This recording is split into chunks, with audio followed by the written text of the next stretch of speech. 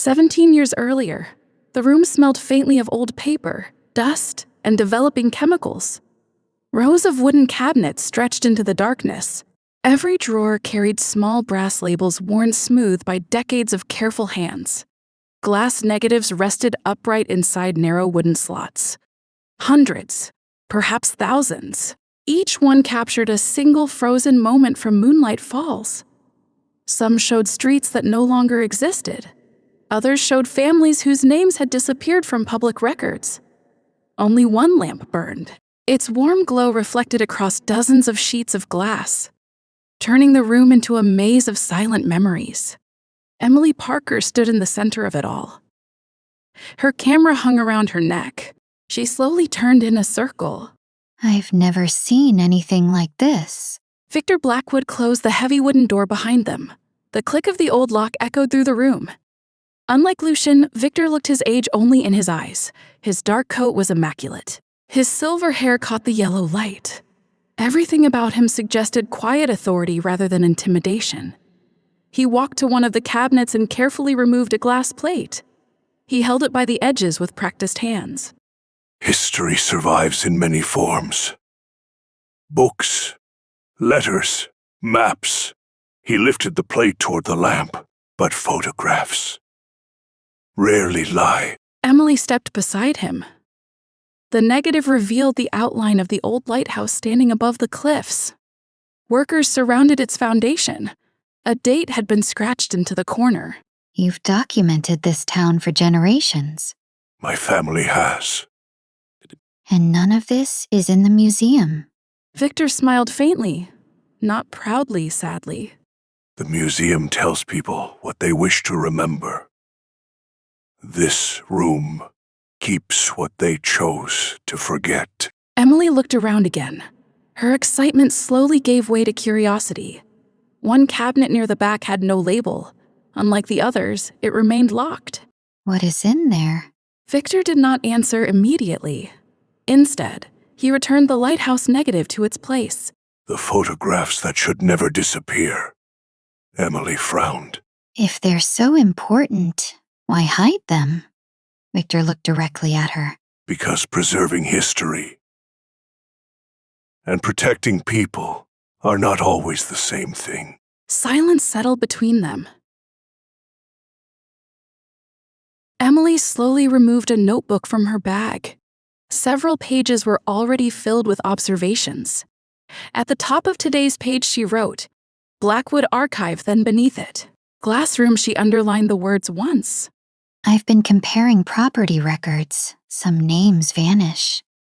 Entire families disappear. But the photographs don't. Victor nodded. He seemed almost relieved that someone else had noticed.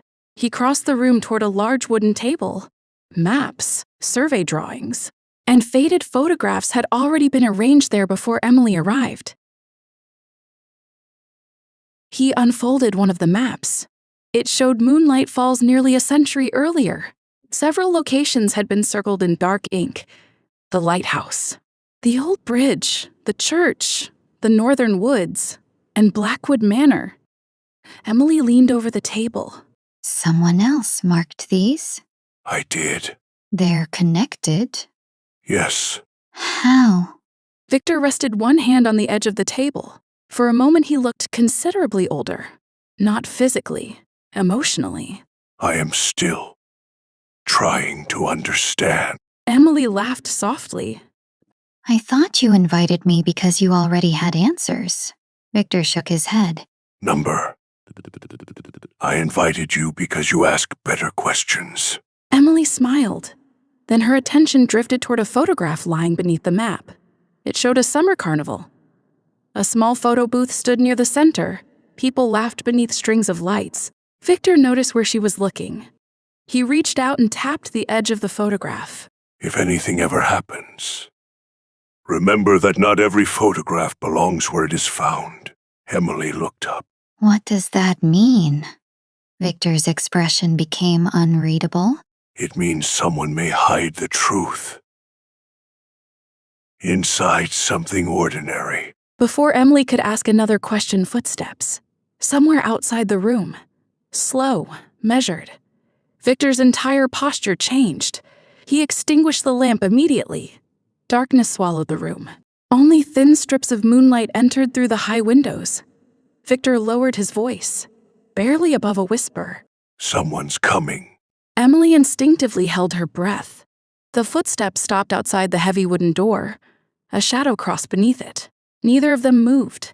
The handle turned slightly, then stopped. Several long seconds passed. Finally, the footsteps continued down the corridor. Victor waited another full minute before relighting the lamp. Neither spoke. Emily quietly slipped one small glass negative into a protective paper sleeve inside her satchel. Victor saw her do it. He did not stop her. Instead, he opened another drawer and removed a single black signet ring. Its oval stone reflected the lamp. Leafless branches had been carved around the edge. The same ring would one day appear in a forgotten carnival photograph. Victor placed it beside the map. If anyone asks, you were never here. Emily looked at him steadily. And Lucien? A faint sadness crossed Victor's face. Especially Lucien. He would try to protect you. Emily smiled. I don't need protecting. Victor returned the ring to its drawer. His answer was almost too quiet to hear. I know. Outside, somewhere in the manor, an old grandfather clock struck midnight. Neither of them noticed. Years later, only one of them would remember this room. And only one of them would leave clues behind. 17 years earlier, the room smelled faintly of old paper, dust, and developing chemicals. Rows of wooden cabinets stretched into the darkness. Every drawer carried small brass labels worn smooth by decades of careful hands. Glass negatives rested upright inside narrow wooden slots. Hundreds, perhaps thousands. Each one captured a single frozen moment from Moonlight Falls. Some showed streets that no longer existed. Others showed families whose names had disappeared from public records. Only one lamp burned. Its warm glow reflected across dozens of sheets of glass, turning the room into a maze of silent memories. Emily Parker stood in the center of it all. Her camera hung around her neck. She slowly turned in a circle. I've never seen anything like this. Victor Blackwood closed the heavy wooden door behind them. The click of the old lock echoed through the room. Unlike Lucien, Victor looked his age only in his eyes. His dark coat was immaculate. His silver hair caught the yellow light. Everything about him suggested quiet authority rather than intimidation. He walked to one of the cabinets and carefully removed a glass plate. He held it by the edges with practiced hands. History survives in many forms. Books, letters, maps. He lifted the plate toward the lamp, but photographs rarely lie. Emily stepped beside him. The negative revealed the outline of the old lighthouse standing above the cliffs. Workers surrounded its foundation. A date had been scratched into the corner. You've documented this town for generations. My family has. And none of this is in the museum. Victor smiled faintly, not proudly, sadly. The museum tells people what they wish to remember. This room keeps what they chose to forget. Emily looked around again. Her excitement slowly gave way to curiosity. One cabinet near the back had no label. Unlike the others, it remained locked. What is in there? Victor did not answer immediately. Instead, he returned the lighthouse negative to its place. The photographs that should never disappear. Emily frowned. If they're so important, why hide them? Victor looked directly at her. Because preserving history and protecting people are not always the same thing. Silence settled between them. Emily slowly removed a notebook from her bag. Several pages were already filled with observations. At the top of today's page she wrote, Blackwood Archive, then beneath it. Classroom she underlined the words once. I've been comparing property records. Some names vanish. Entire families disappear. But the photographs don't. Victor nodded. He seemed almost relieved that someone else had noticed. He crossed the room toward a large wooden table. Maps, survey drawings, and faded photographs had already been arranged there before Emily arrived. He unfolded one of the maps. It showed Moonlight Falls nearly a century earlier. Several locations had been circled in dark ink. The lighthouse, the old bridge, the church, the northern woods, and Blackwood Manor. Emily leaned over the table. Someone else marked these. I did. They're connected? Yes. How? Victor rested one hand on the edge of the table. For a moment, he looked considerably older. Not physically, emotionally. I am still trying to understand. Emily laughed softly. I thought you invited me because you already had answers. Victor shook his head. Number. I invited you because you ask better questions. Emily smiled. Then her attention drifted toward a photograph lying beneath the map. It showed a summer carnival. A small photo booth stood near the center. People laughed beneath strings of lights. Victor noticed where she was looking. He reached out and tapped the edge of the photograph. If anything ever happens, remember that not every photograph belongs where it is found. Emily looked up. What does that mean? Victor's expression became unreadable. It means someone may hide the truth inside something ordinary. Before Emily could ask another question, footsteps. Some were outside the room, slow, measured. Victor's entire posture changed. He extinguished the lamp immediately. Darkness swallowed the room. Only thin strips of moonlight entered through the high windows. Victor lowered his voice, barely above a whisper. Someone's coming. Emily instinctively held her breath. The footsteps stopped outside the heavy wooden door. A shadow crossed beneath it. Neither of them moved. The handle turned slightly, then stopped. Several long seconds passed. Finally, the footsteps continued down the corridor. Victor waited another full minute before relighting the lamp. Neither spoke. Emily quietly slipped one small glass negative into a protective paper sleeve inside her satchel. Victor saw her do it. He did not stop her. Instead, he opened another drawer and removed a single black signet ring. Its oval stone reflected the lamp. Leafless branches had been carved around the edge. The same ring would one day appear in a forgotten carnival photograph. Victor placed it beside the map. If anyone asks, you were never here. Emily looked at him steadily. And Lucien? A faint sadness crossed Victor's face. Especially Lucien. He would try to protect you. Emily smiled. I don't need protecting. Victor returned the ring to its drawer. His answer was almost too quiet to hear. I know. Outside, somewhere in the manor, an old grandfather clock struck midnight. Neither of them noticed. Years later, only one of them would remember this room. And only one of them would leave clues behind. The carnival was gone by sunrise. Only a few tire tracks remained in the grass behind Moonlight Falls High School. The Ferris wheel had disappeared overnight. The food stalls were gone. Even the colorful banners had been taken down. If someone had arrived that morning, they might never have believed thousands of people had gathered there only hours before. But Ava knew better. The paper wristband still rested on her bedside table. Next to it lay a folded carnival map, a small red Ferris wheel ticket, and Lily's message from the night before. Beneath it came another message. Ava smiled. Then another notification appeared. A picture. The four of them beneath the fireworks. Lily, Ethan, Lucien, herself. She opened it again. Even though she had already studied it several times before falling asleep, the picture was almost perfect. Lily was laughing. Ethan had been looking at Lily instead of the camera. Ava stopped herself. She had looked at Lucien first every time. She forced herself to study the background instead. The old photo booth stood behind them. Blue paint, silver crescent moon, a faded sign that read she zoomed in. The blurry figure beside the curtain remained. The same dark coat, The same vague outline. The same hand resting near the frame.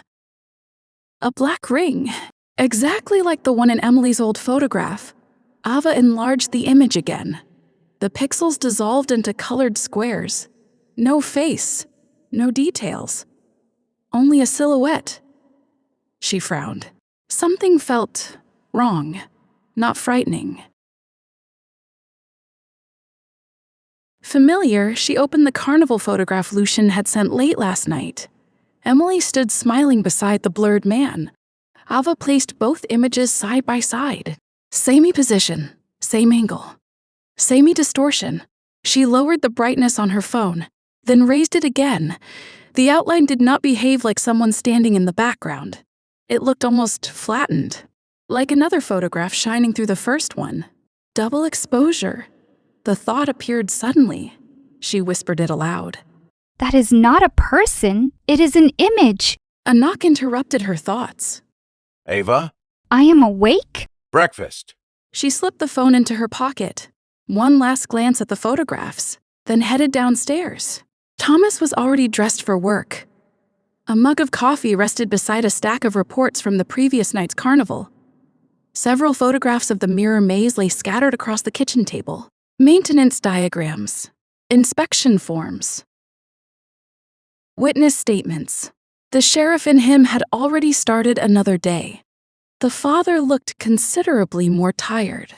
He glanced up as Ava entered. Sleep? A little? You were looking at the pictures again. It wasn't a question. Yes, Thomas sighed. He poured orange juice into a glass and slid it across the table. I thought you might. For a while they ate quietly. Morning sunlight filled the kitchen. The ordinary sounds of home felt strangely comforting after everything that had happened beneath the carnival. Finally, Ava reached into her pocket. She placed her phone on the table. The enlarged image remained on the screen. The background. I think it is important. Thomas adjusted his glasses. He leaned closer. Last night I thought someone was standing behind us. Thomas nodded. So did I. But look. She placed Emily's old carnival photograph beside the phone, then aligned both images. Thomas studied them carefully. Nearly a minute passed. Finally, The angle. What about it? They're almost identical. he frowned. His investigator's instincts had replaced the exhausted father. If that man was actually standing there, he would have been closer to the camera. The proportions don't fit. Exactly. Thomas slowly leaned back. So what are we looking at? I think it is an old image, not someone from last night. Thomas looked at her. Maybe something inside the booth. A damaged lens? An old negative? Some kind of reflection? Thomas remained silent. Then he surprised her. That would actually make me feel better. Really? It means someone wasn't following you. Ava nodded slowly. She hadn't realized she had been hoping for the same thing. Not every mystery needed to become another threat. Sometimes, a mystery was simply waiting to be understood. Thomas folded the old photograph carefully. Lucien still has the original. He said he wanted to compare it with the Blackwood archives. Thomas nodded once. He had expected that answer. Then he looked directly at Ava. So, you still intend to go? Yes? Silence. Thomas picked up his coffee, set it down again without drinking. I knew your mother was going to Blackwood Manor. Ava looked up. Not every time, but enough. She always came home with more questions than answers. He smiled sadly. I used to tell her, one mystery at a time. Ava smiled despite herself. Did she listen? Thomas laughed once, a tired laugh. Not even once. The kitchen became quiet again. Finally, Thomas stood. He walked toward the window overlooking the backyard. Without turning around, he spoke. I don't want history repeating itself, Ava answered softly. Neither do I. Thomas nodded, then faced her again. Not as sheriff, as father. If you go during the day, no wandering off, no exploring by yourself. If Lucien says something isn't safe, you listen, Ava nodded. I will. Thomas continued. And Ethan knows where you are. I want someone outside that house who can reach you. Ava nodded again. I'll tell him. Thomas hesitated. One last condition. If anything feels wrong, you leave immediately. Ava walked over and hugged him. He returned the embrace, not tightly, just enough. I'll come home, Thomas smiled. I know. The words sounded confident. His eyes did not. As Ava cleared the breakfast dishes, her phone vibrated. One new message. She opened it. There were only 2 lines. A second message appeared almost immediately. But the photograph is more complicated than we thought. Ava stared at the screen. Her heart began beating a little faster. She typed back. 3 dots appeared, disappeared. Returned, finally, Lucien replied. Ava looked toward the driveway outside. Morning sunlight reached across the quiet street. For the first time in her life, she wasn't going to Blackwood Manor to chase a ghost story. She was going there because someone inside was waiting for her, and somehow, that felt even more terrifying. Exactly 20 minutes later, a familiar black sedan turned onto Parker Street. It rolled to a smooth stop beside the curb. Lucien stepped out. He wore the same dark coat from the carnival, only now it had been carefully brushed clean. The dust from the mirror maze was gone. Everything about him looked composed again. Almost. As he approached the front porch, his eyes drifted briefly toward the second-floor window. Ava was already there. She lifted one hand. Lucien answered with the smallest nod. He never waved. For some reason, that made Ava smile. Thomas opened the front door before Lucien reached it. The two stood facing each other for several quiet seconds. Neither appeared uncomfortable. Neither appeared relaxed. The silence between them had changed since the carnival. Respect had replaced suspicion. Not trust. Not yet. But something closer than before. Morning. Sheriff. You don't have to call me that today. Lucien inclined his head. Thomas. The name sounded unfamiliar coming from him. Thomas almost smiled. Almost. I'll be ready in 1 minute. Her voice floated down from upstairs. Thomas folded his arms. You said you found something. I found enough to raise more questions. Thomas sighed. I expected that. Lucien reached inside his coat and carefully removed a protective paper sleeve. Emily's carnival photograph. He did not hand it over immediately. Instead, he held it where Thomas could see. The ring belongs to Victor Blackwood. Thomas nodded once. I thought so. Lucien looked surprised. You recognized it? Number. I recognized Emily. Thomas looked at the photograph for a long moment.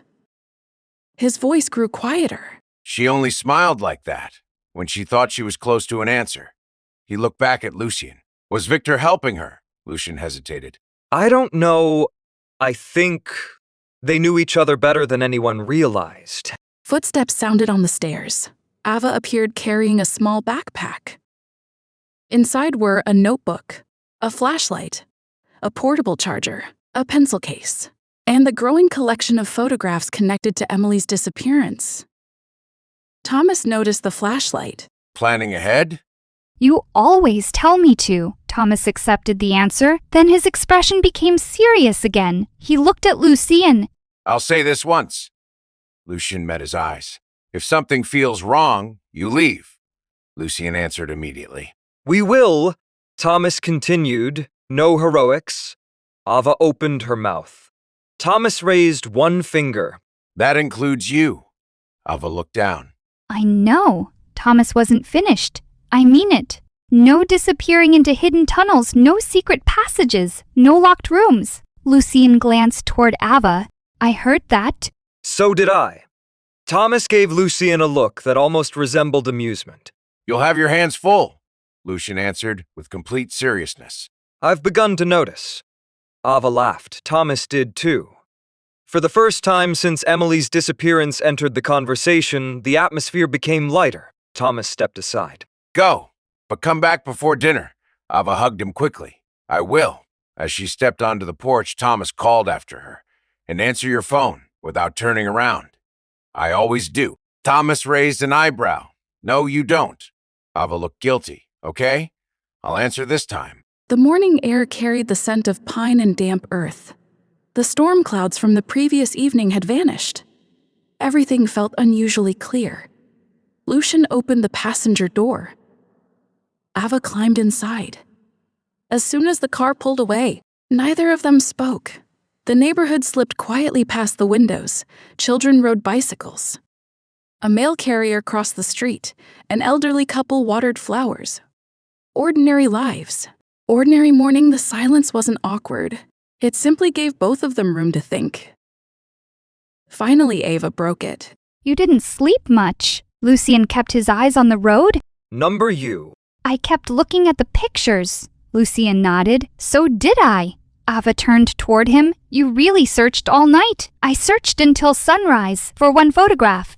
Lucien was quiet for a moment. Then, For your mother, the answer caught Ava off guard. She looked out the window before replying. Thank you. Lucien said nothing, but his grip on the steering wheel loosened slightly. Soon the houses became less frequent. The road narrowed. Tall pines lined both sides. Morning light filtered through the branches, scattering moving patterns across the windshield. Ava recognized the route. The farther they drove, the quieter the world became. She glanced sideways. can I ask you something? You usually do. You said Victor was supposed to be dead. How dead? Lucien looked briefly amused. There are degrees. There are records. He slowed as the road curved. The family archives say Victor disappeared decades ago. They never used the word died. They simply, he searched for the right word. Removed him, Ava frowned. Removed? From photographs? From letters? From family records? Eventually from conversation. Ava looked at him. People can erase someone's name. They can't erase the person? Lucien nodded. They tried. Silence settled again. Then Ava asked the question that had been waiting since last night. Did you know him? Lucien didn't answer immediately. The trees continued sliding past outside. Finally, when I was young, I thought I did. Ava waited. He continued quietly. I remembered someone teaching me chess, showing me old maps, telling stories about the town before electricity. He smiled faintly. I assumed it was Victor. What happened? I asked my father, and he told me I was mistaken. He said Victor had already been gone for years. Ava stared at him. So you questioned your own memory? Yes. Did you believe him? Lucien was silent for several seconds.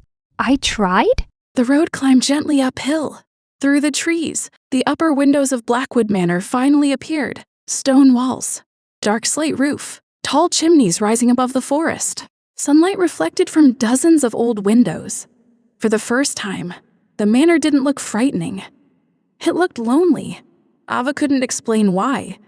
Perhaps because she now knew someone was waiting inside. Perhaps because she was beginning to understand what the building represented. It wasn't merely the home of an ancient family. It was a place that remembered everything. Even when the people living there wished to forget. Lucien slowed the car as the iron entrance gates came into view. The familiar Blackwood crest had been carved into the stone pillars. Ava looked at the estate beyond, then quietly asked, "Do you like living here?" Lucien looked through the gates before answering. "I've never really asked myself." The gates began to open slowly. Silently, Ava watched the manor grow larger beyond the trees. Something told her she wasn't simply entering a house. She was stepping into a history that had been waiting for her long before she was born. The iron gates closed silently behind them. For a moment, the outside world disappeared. Only the long stone driveway stretched ahead. Ancient oak trees arched overhead, their branches forming a tunnel of shifting light. The manor stood at the end of it, closer now, larger. Its gray stone walls caught the morning sun, softening what had always looked severe from a distance. Ava expected the place to feel intimidating. Instead, it felt quiet. The kind of quiet that belonged to libraries, museums, churches, places where people instinctively lowered their voices. Lucien guided the car toward the front entrance. Neither of them spoke. The gravel crunched softly beneath the tires. Finally, the engine stopped. For a few seconds, neither moved. Ava looked up. The front doors alone were nearly twice her height. Carved into the dark wood was the blackwood crest, not a wolf, not a bat. A tree, leafless, its branches spread outward in every direction. The same pattern carved around Victor's ring. Ava noticed immediately. The tree. Lucien followed her gaze? It has represented the family longer than anyone remembers. I thought there would be something. She searched for the word, more dramatic. Lucien almost smiled. Most people are disappointed. The front doors opened before they reached them. An elderly housekeeper stood waiting. Her silver hair had been tied neatly behind her head. She wore a dark gray dress and white gloves. There was nothing frightening about her, only impeccable manners. She inclined her head. "Good morning, Master Lucien." Then her attention moved to Ava, Miss Parker. Ava blinked. "You know who I am." The woman smiled politely. "I was informed you would be visiting." Lucien spoke. "This is Margaret. She has worked here longer than I have." Margaret answered without missing a beat. "Master Lucien exaggerates. I only arrived after his first century." Lucien looked completely serious. I wasn't. Ava stared at both of them. Margaret smiled. The house develops a peculiar sense of humor. She stepped aside. "Please, welcome to Blackwood Manor." The entrance hall was enormous. Sunlight poured through stained glass windows high above. A marble staircase curved gracefully toward the second floor. The floor reflected every color from the glass blue. Gold-deep crimson. Portraits lined both walls. Generations of Blackwoods watched silently as Ava entered. She found herself slowing without realizing it. Everything was immaculate. Not a layer of dust. Not a crooked picture frame. Not a forgotten newspaper. Nothing suggested that people actually lived here. Only that history did. Her footsteps echoed. She glanced toward a long hallway disappearing into the west wing. Another stretched toward the library. One more toward the dining room. The manor seemed endless. Lucien watched her taking everything in. It is larger than it needs to be. How many people live here? Lucien thought for a moment. Depends. Ava frowned. Depends on what? Whether you count people who rarely leave their studies. She laughed. So, how many? 4. Ava stopped walking. 4? Lucien nodded. Myself, Julian, Evelyn, Margaret. Ava looked around the massive hall again.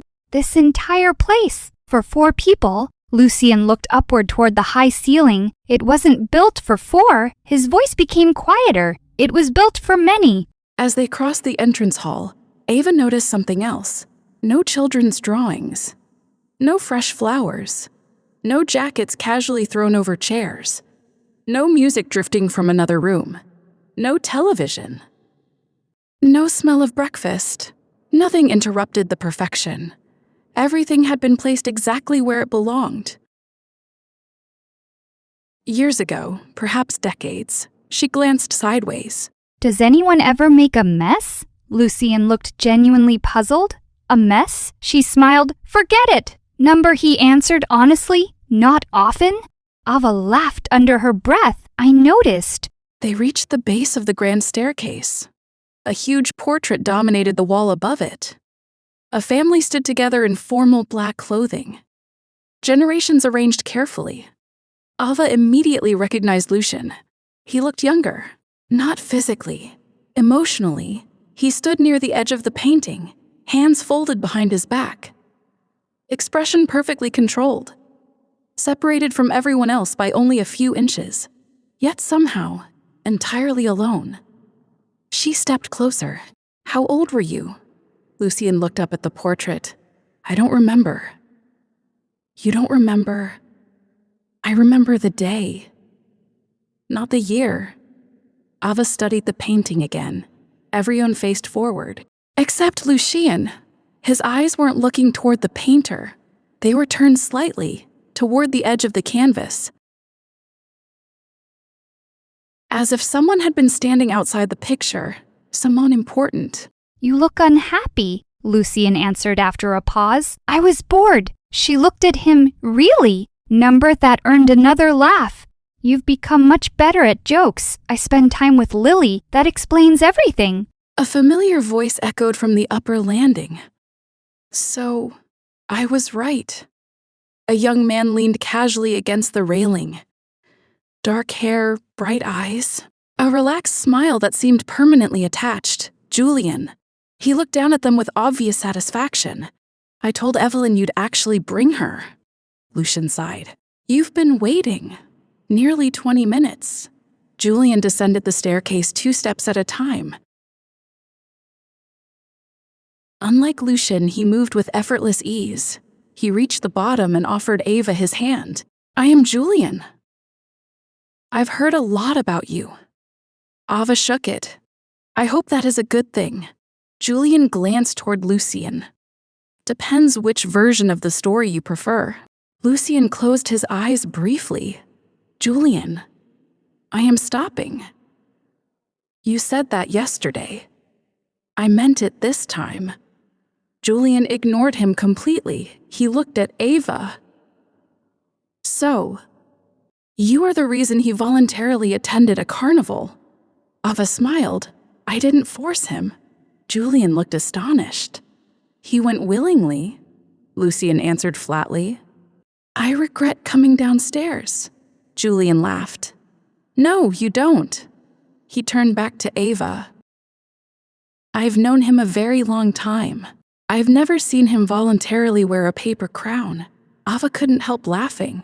It suited him. Lucien looked toward the ceiling. I knew this would happen. Julian lowered his voice conspiratorially. Did he at least smile? Lucien answered before Ava could. Julian nodded thoughtfully. So, once? Ava grinned. Maybe twice. Julian looked delighted. I knew it. Lucien folded his arms. I should have left you upstairs. Julian leaned closer to Ava. He says things like that when he is embarrassed. I am not embarrassed. There it is again. Ava laughed openly now. For the first time since entering the manor, it felt less like a museum, more like a home. Just then another voice interrupted. Calm, elegant, measured. Julian, he straightened immediately. A woman descended the staircase with considerably slower steps. Dark green dress. Silver hair gathered neatly behind her shoulders. Every movement carried quiet confidence, Evelyn. Her eyes settled on Ava. Neither warm nor cold, simply observant. She stopped a few feet away. Lucien stepped naturally beside Ava, a movement so small, most people would never notice it. Evelyn did. So did Ava. Evelyn inclined her head. Miss Parker, Ava returned the gesture. Mrs. Blackwood. Evelyn smiled faintly. Just Evelyn. A brief silence followed. Then Evelyn spoke again. I understand you are here because of Emily. Ava nodded. Yes. Evelyn's expression softened almost imperceptibly. She came to this house many years ago. Another pause. When she left, she carried more questions than answers. Ava met her eyes. I am hoping to change that. Evelyn studied her for several seconds, then looked toward Lucien. He insisted. Lucien answered simply, yes. Evelyn gave the slightest nod. I expected as much. She turned back to Ava. Very well, if you are going to search this house, I would rather you do it honestly than secretly. Lucien relaxed almost invisibly. Julian smiled. Ava understood. She had just been given permission, not only to enter the manor, but to begin uncovering the history hidden inside it. Beyond the entrance hall, somewhere deep within Blackwood Manor, a corridor disappeared into shadow. At the end of that corridor waited the portrait hall. And beyond it, the glass room. Evelyn did not lead them toward the hidden door at the end of the portrait hall. Instead, she turned in the opposite direction. Ava noticed immediately. The plain wooden door remained between the 2 bookshelves, closed and almost invisible. For one brief second, she wondered if Lucien had changed his mind. Then Evelyn spoke. The glass room is not where you begin. Lucien looked at her. If you enter that room without understanding what came before it, you will misunderstand everything you find. Julian leaned closer to Ava. That means she has decided to help. Evelyn continued walking without looking back. It means I have decided to prevent unnecessary confusion. Julian smiled. Of course. They followed her through the portrait hall. Victor's damaged photograph remained behind them. The scratched face, the untouched ring, the empty space in the family register. Ava glanced back once. The photograph seemed smaller from across the room, less threatening, but no less important. Victor Blackwood had known Emily. That much now felt certain. What remained unclear was how, and why everyone had worked so hard to erase him. Evelyn stopped before another door farther down the corridor. This one looked ordinary. Dark wood. Brass handle, a small engraved plate. She opened it. The room beyond was long and narrow. Not grandad. Not dramatic. Practical. Shelves lined every wall from floor to ceiling. Some held leather-bound books. Others held wooden storage boxes. Several metal cabinets stood beneath the windows. A large worktable occupied the center. 2 green-shaded lamps rested on its surface. Unlike the portrait hall, this room did not feel ceremonial. It felt used. Pencils lay beside stacks of index cards. White cotton gloves rested in a shallow tray. A magnifying glass sat near an open ledger. A handwritten note had been left beneath it. Someone who had been working there recently. Ava looked toward Lucien. You were in here last night? Lucien nodded. Until sunrise, Julian looked around. That explains why Margaret found 3 empty coffee cups. Lucien removed his coat? 2 were mine. Julian raised an eyebrow, and the third, Lucien glanced at Evelyn. Evelyn calmly walked to the table. Some of us prefer not to advertise poor decisions. Julian stared at her. You stayed up too. Evelyn ignored him. Ava tried not to smile. Lucien placed Emily's carnival photograph on the table. Then Lily's digital photograph appeared on Ava's phone beside it.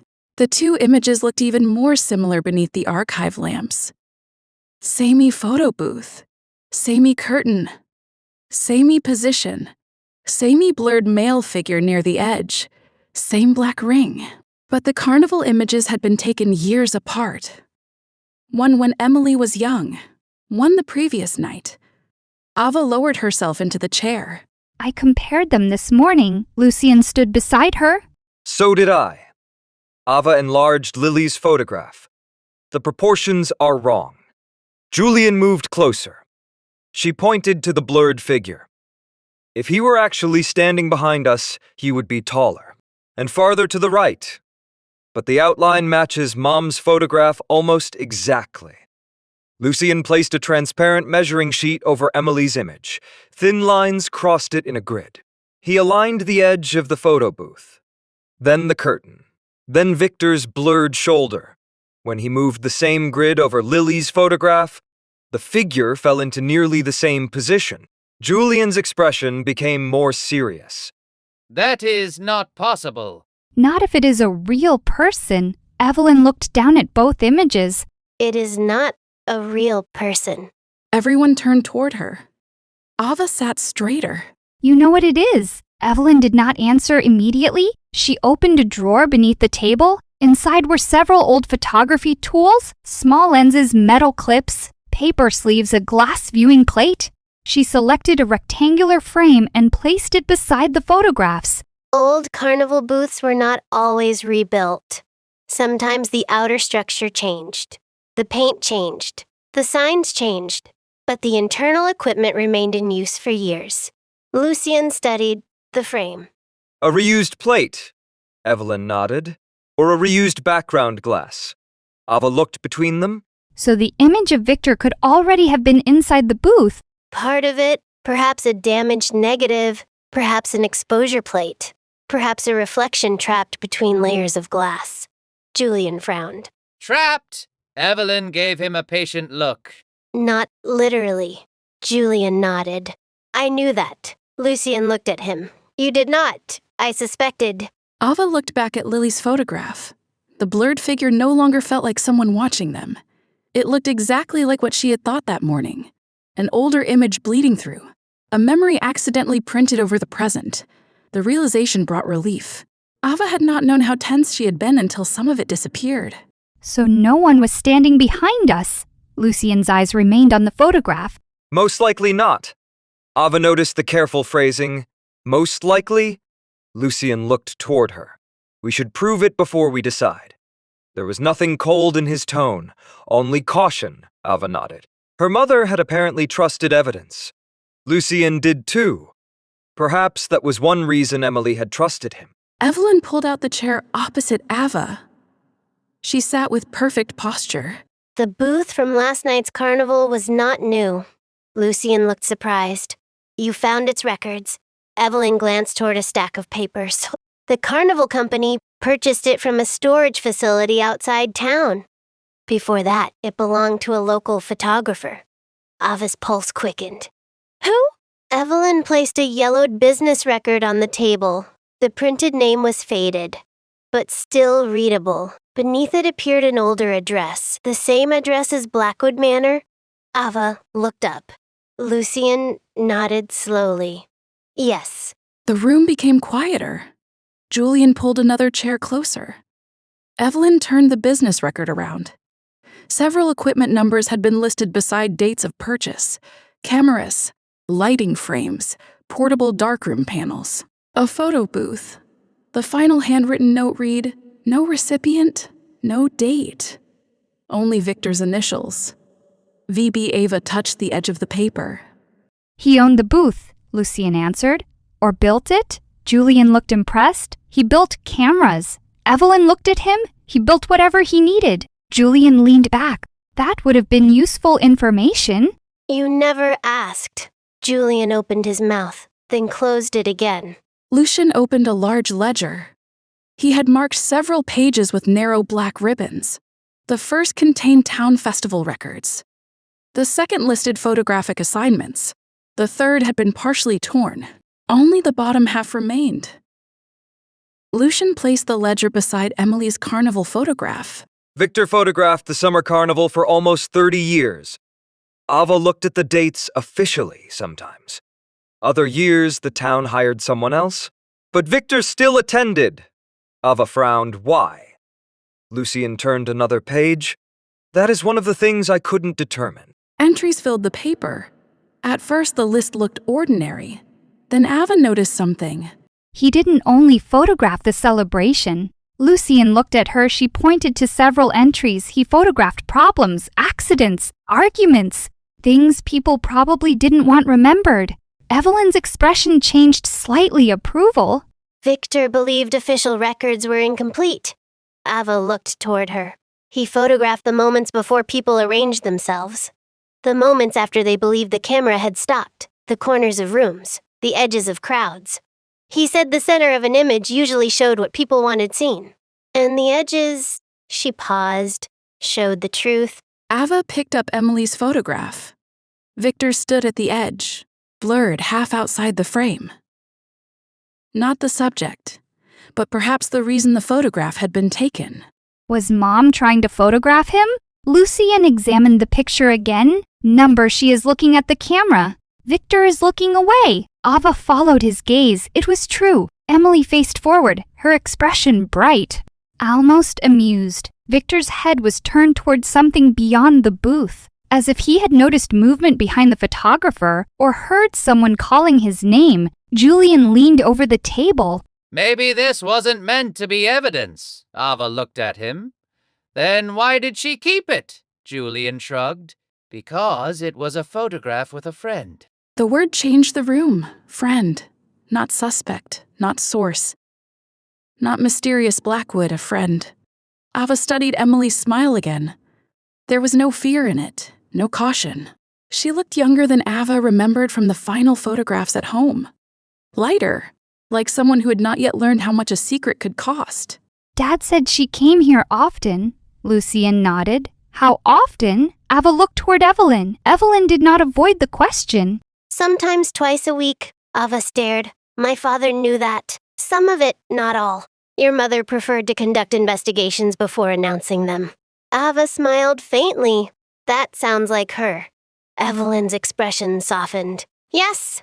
Lucien turned to another marked page. A list of visitors to the manor. The handwriting changed across the years. Some entries had been made by Margaret, others by Evelyn. Several older pages carried a sharper, more angular script. Ava immediately recognized Emily's initials. They appeared again and again, not every week, but regularly. Beside some dates was a single word. Beside others, Ava moved closer. Her mother had not visited the Blackwoods once or twice. She had returned for months, possibly longer. What were they investigating? Evelyn folded her hands. That is not recorded here. Julian looked toward the shelves. Maybe it was removed. Evelyn did not correct him. That silence felt like an answer. Lucien reached for a wooden index box. Inside were hundreds of small cards arranged alphabetically. He moved through them slowly. Bridge, carnival, church, founders, museum, Parker. He stopped. There was no card, only an empty divider. Ava noticed. Something was taken. Lucien nodded. The Parker file. Julian's smile disappeared. How many other files are missing? Lucien pulled several dividers forward. Victor? Empty. Summer Carnival? Empty. Town Founders? Empty. Evelyn looked at the gaps. Those files were present when I was younger? Lucien turned toward her. You remember them? I remember the labels, not the contents. Lucien held the empty divider between two fingers. Who removed them? Evelyn looked toward the closed door. I don't know. Ava watched her carefully. Evelyn was reserved, but she did not seem dishonest. She was choosing each word with care. That was different from lying. At least Ava wanted to believe it was. When did they disappear? Evelyn thought for a moment, after Victor was removed from the family records. Before Emily began visiting, Lucien frowned. Then how did Emily know what to look for? No one answered. Ava returned to the photographs. The old carnival picture, Lily's new one, Victor's ring, the booth record, the missing files, the pieces formed a shape. Not a full answer, but enough to suggest direction. Maybe Mom didn't come here because of Victor. Lucien looked at her. Maybe she came because of the photograph. Julian leaned forward. Ava continued. Suppose she found the carnival picture first. She saw the ring. She identified it as Blackwood. Then she came here asking questions. Lucien considered it. That would explain the repeated visits. And eventually Victor trusted her. Ava nodded? Or she looked down at Emily's smile? They became friends. Evelyn reached across the table. She lifted the old photograph carefully.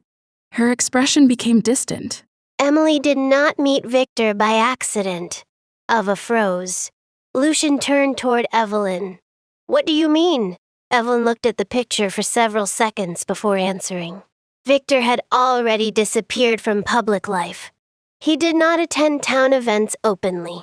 He did not meet strangers, and he never entered photographs by mistake. Ava's eyes returned to the blurred figure, so he wanted to be seen. Evelyn gave a small nod by someone. Lucien took the photograph from her. He placed it under the magnifying glass. The image was worn. The edges curled. A thin crease crossed one corner, but beneath the bright archive lamp. Details emerged. The painted moon on the booth. A row of tiny stars. Emily's necklace. Victor's hand. The ring. And behind them, a narrow strip of paper attached to the booth wall. Lucien adjusted the magnifying glass. What is it? He did not answer. He moved the lamp closer.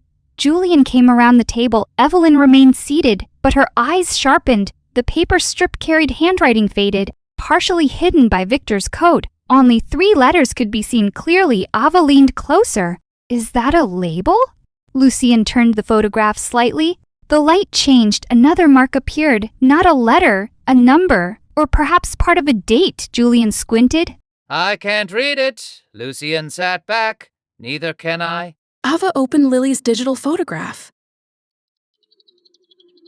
She enlarged the same area behind the blurred figure. The paper strip was there too, much fainter, almost invisible, but present. Samey position, samey size, samey torn corner.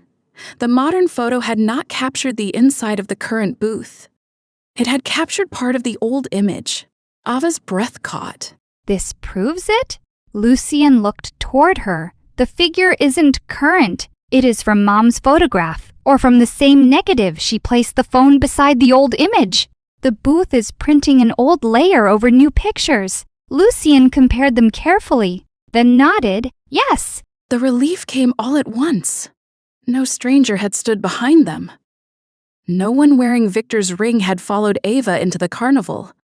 The shape in Lily's photograph was not a warning from the present. It was an accident from the past.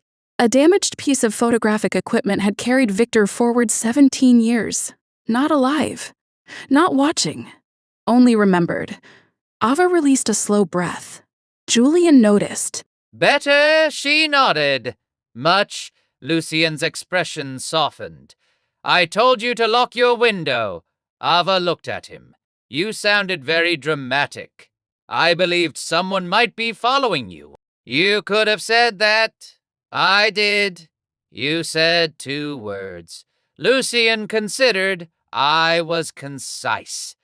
Julian laughed. Ava looked at Lucien. You terrified me. His amusement disappeared immediately. I am sorry. The apology came so quickly that she regretted teasing him. I know why you did it. A pause. Then I still locked it. Julian looked between them. I feel I should leave the room. Evelyn answered calmly, you should. Julian looked offended. I meant emotionally. So did I. Ava smiled. Lucien did too, only briefly. Then his attention returned to the photograph. The immediate danger had disappeared, but the original question remained. Why had Victor entered Emily's picture? Why had Emily kept it? And what did the half-hidden label behind them mean? Lucien opened another archive box. This one contained carnival programs, dozens of them. He spread several across the table. Most were colorful, cheaply printed, filled with advertisements for local stores. Ava searched the covers. No match. Julian checked dates. Evelyn examined the handwritten notes along the margins. Time passed. 5 minutes, 10. The morning light shifted across the floor. No one complained. Ava opened a program from 17 years earlier. The cover showed the Ferris wheel.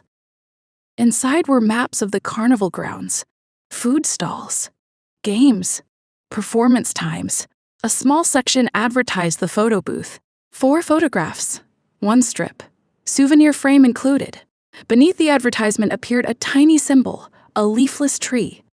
The Blackwood crest. Ava tapped the page. Found something? Lucien moved beside her. The advertisement included a smaller line. Julian frowned. Original plates? Evelyn took the program? Victor allowed older town photographs to be used as decorative overlays. Ava looked at her. Like backgrounds? Yes. People could choose historic scenes, the old bridge, the first town hall, the original carnival entrance. Lucien's eyes moved toward Emily's photograph, and one of those plates contained Victor. Evelyn nodded.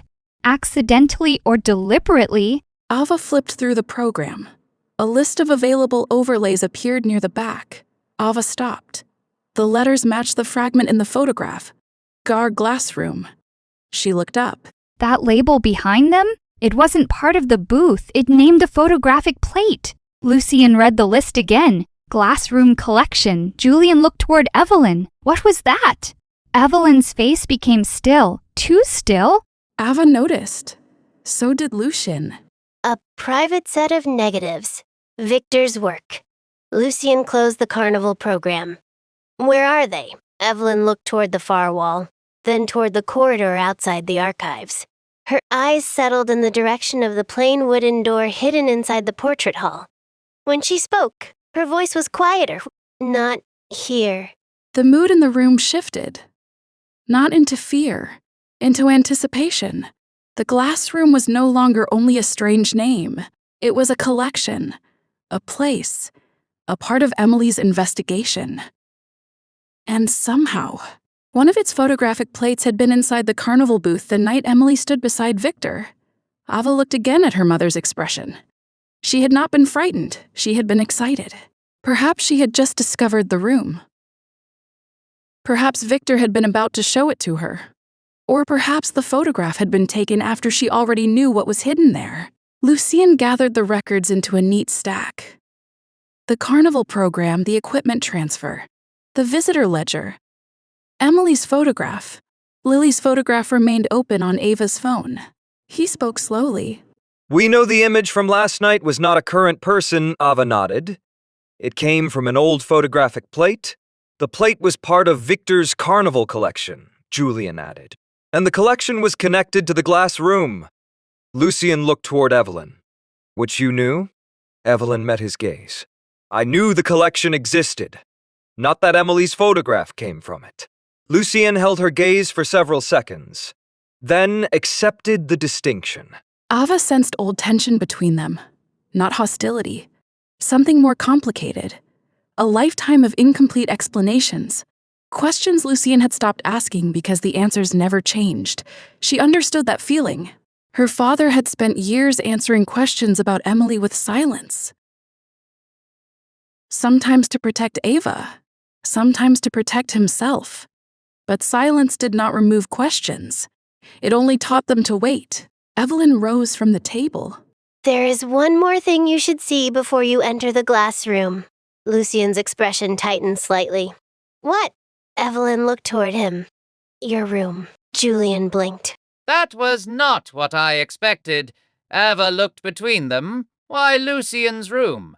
Evelyn answered without hesitation. Because Victor left something there, Lucien went completely still. For a moment, he looked younger, not physically. The same lost expression Ava had seen when he spoke about childhood memories. Chess, maps. Stars, a man everyone insisted he had never known. Lucien's voice lowered. There is nothing from Victor in my room. Evelyn looked at him with something close to sadness. There has always been something from Victor in your room. Lucien stared at her. What? Evelyn did not answer. She stepped away from the archive table. You should show Ava yourself. Then she left. Her footsteps faded into the corridor. Julian remained by the table. He looked toward Lucien, then toward Ava. For once, he made no joke. I think I'll stay here. Lucien barely seemed to hear him. His eyes remained on the doorway. Ava quietly placed her phone into her pocket.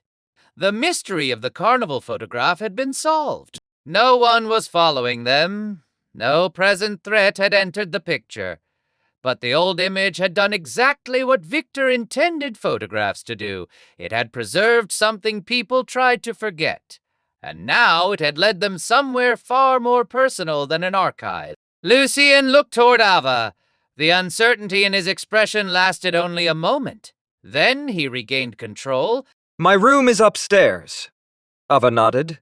He turned toward the door. She followed him. Behind them, Emily's photograph rested beneath the green archive lamp.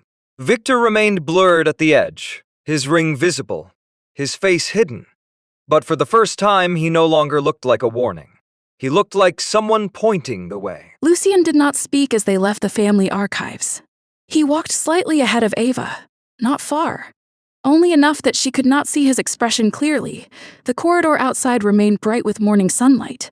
Tall windows overlooked the eastern gardens. Beyond the glass, trimmed hedges formed precise patterns around a stone fountain. Everything looked calm, orderly, controlled. Lucien moved through the manor in the same way, quietly, precisely. As though every hallway had taught him exactly how much space to occupy. Ava followed without asking questions. For once, she understood that silence was not avoidance. It was preparation. They passed the portrait hall again. Victor's damaged photograph remained at the far end.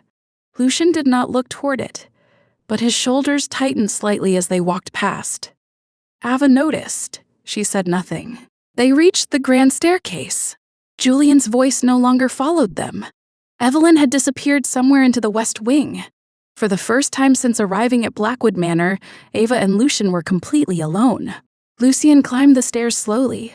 The second floor opened into another long gallery.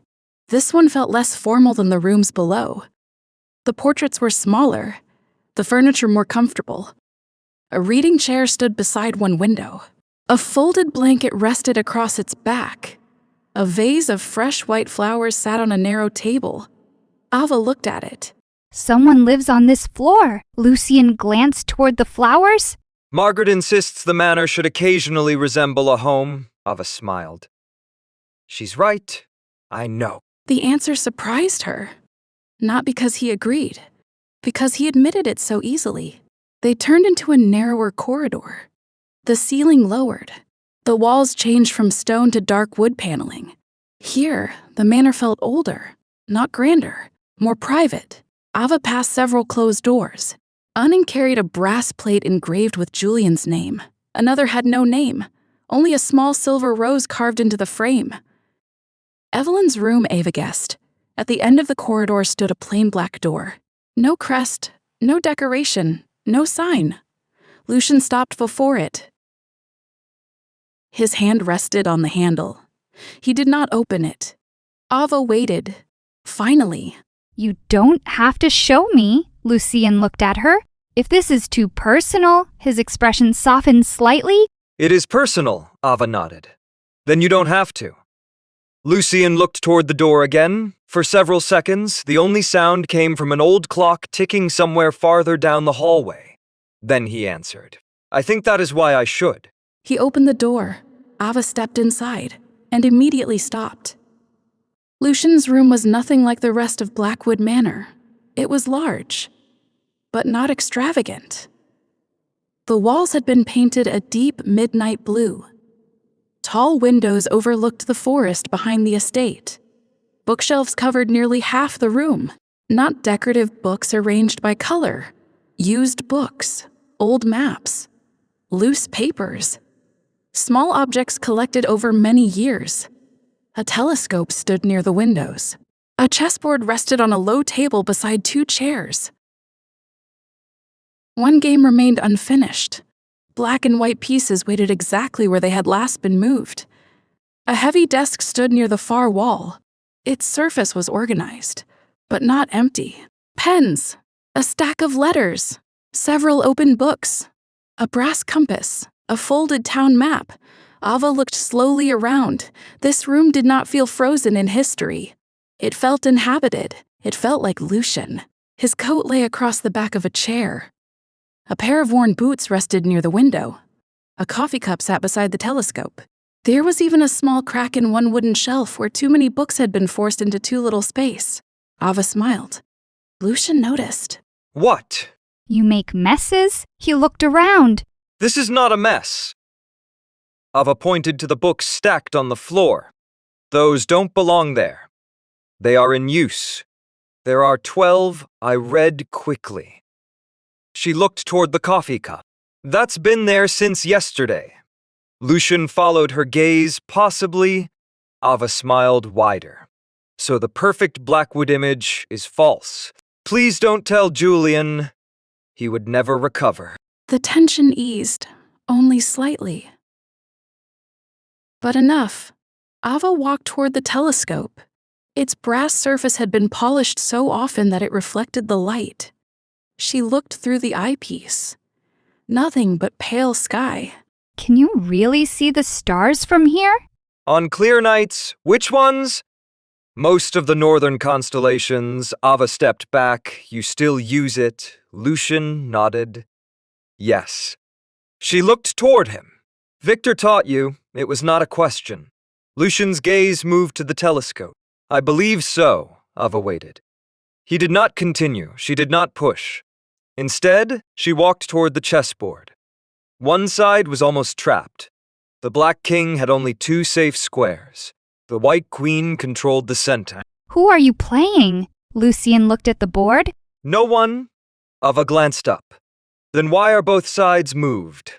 Lucien approached slowly. He rested 2 fingers on the back of a chair. I play both. Against yourself? Yes. Who wins? Lucien considered. Usually the side I understand less. Ava looked at the pieces again. That doesn't make sense. It does to me. She smiled. That's not the same thing. Lucien almost smiled back. Ava sat in one of the chairs.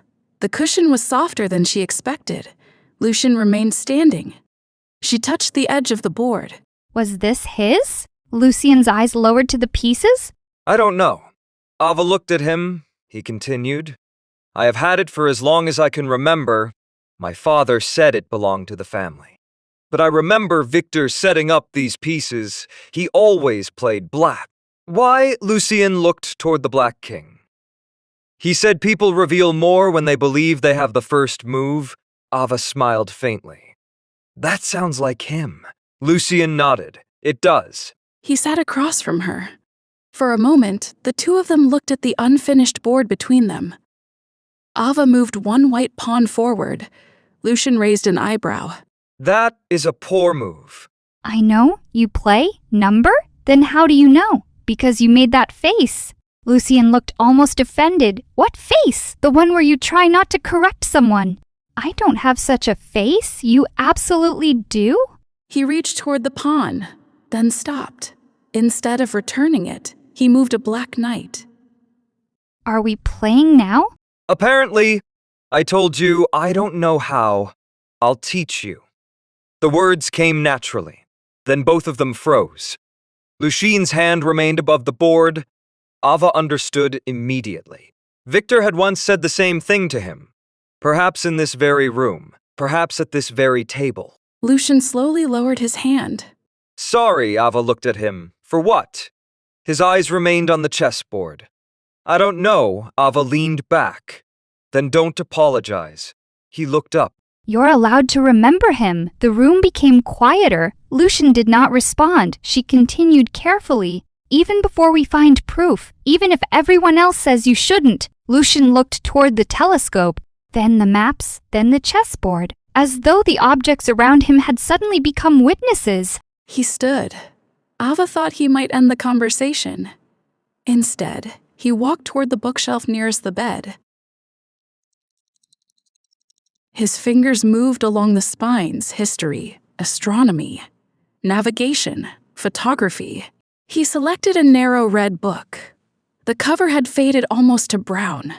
Lucien opened it. Inside, several pages carried pencil marks, teeny notes written in the margins.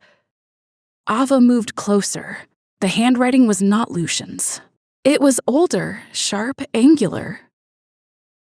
The same writing from the archive ledger, Victor's. He wrote in this. Lucien nodded. I knew the handwriting, even before today. Ava looked at him. You kept the book. Lucien gave a faint, humorless smile. I kept everything I could not explain. He handed it to her. The title read, A small pressed flower rested between the pages. Dry, nearly colorless. Ava turned the book carefully. On the inside cover, Victor had written. Ava read it twice, then looked toward Lucien. He had moved to the window. His back faced her. Outside, wind moved through the trees. Sunlight flickered across the floor. Lucien spoke quietly. I used to read that line whenever the house became too quiet. Ava closed the book. I thought perhaps I had written it myself or imagined it. My father insisted no one else entered this room. Ava walked closer. Why would he lie? Lucien looked out the window. I don't know. Maybe he believed he was protecting me from Victor. From the memory of him, Ava frowned. That isn't protection. Lucien's reflection appeared faintly in the glass.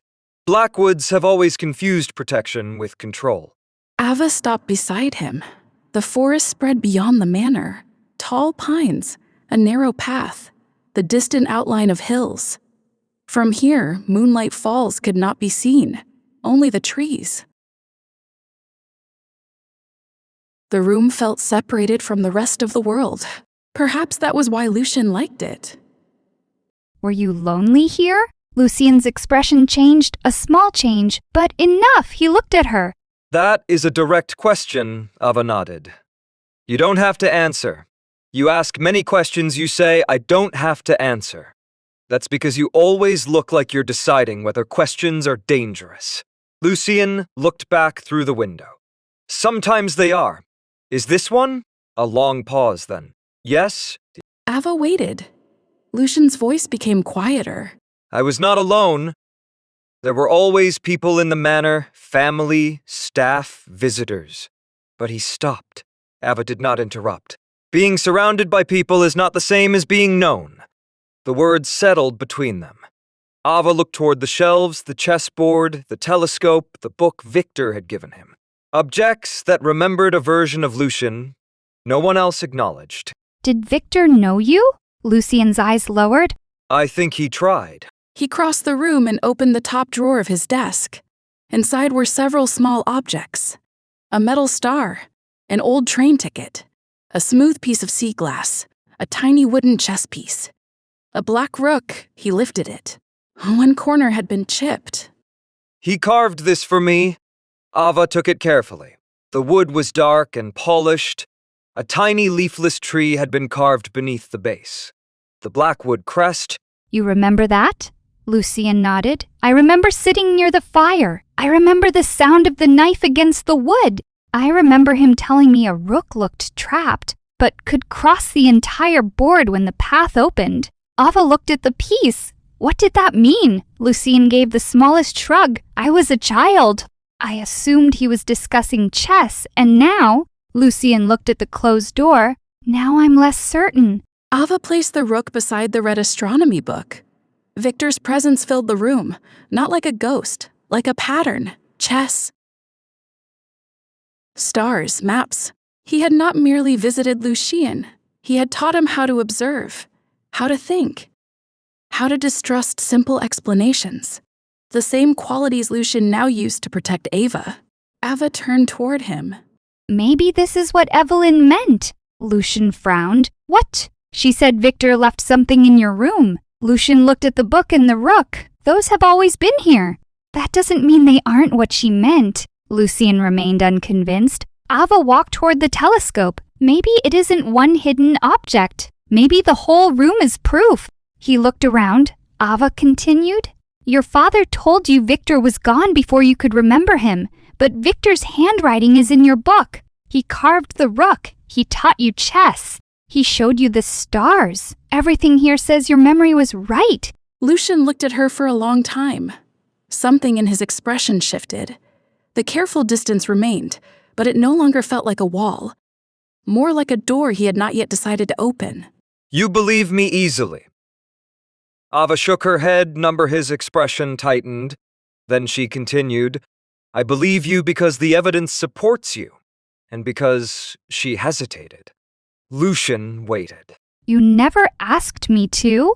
Lucien went still. Ava understood what she had just said. The same reason Emily had given for trusting Victor. He never asked her to. He only showed her evidence. Lucien's voice lowered. That sounds familiar.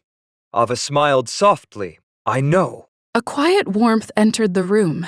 Not dramatic, not sudden. Something steadier. Ava returned the red book to him. Their hands touched. Only briefly, but neither moved away immediately. The book remained between them. Lucien's fingers rested over hers, cool. Still, Ava felt her heartbeat change, not race, slow, as though the entire room had become aware of the moment. Lucien looked down at their hands, then at her. The distance between them seemed smaller than before. Too small for ordinary conversation, too large for anything else. Ava broke the silence first. Your hands are always cold. Lucien's eyes remained on hers. I am a vampire. I know you sound surprised. I'm not surprised. Then why mention it? Ava smiled nervously, because saying nothing felt worse. Lucien's expression softened. Was it? Yes. Neither laughed.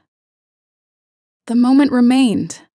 Lucien slowly released the book, but his fingers brushed hers as he moved away.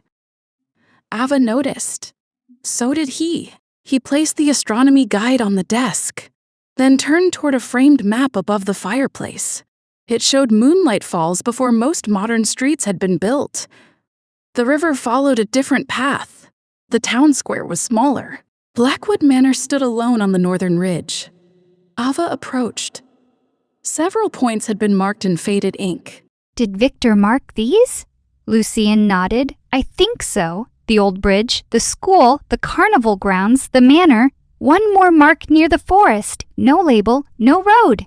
Only a small circle. Ava leaned closer. What is that? Lucien looked at it. I don't know. Have you been there? Not that I remember.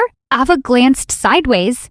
Your memory has been questioned before. Lucien almost smiled. Fair. At the bottom of the map, a line of handwriting had faded nearly beyond recognition. Ava moved closer to the window light. Lucien lifted the frame from the wall. Together, they tilted it. Several words appeared. Ava read it aloud. Lucien's expression sharpened. That is Victor's handwriting.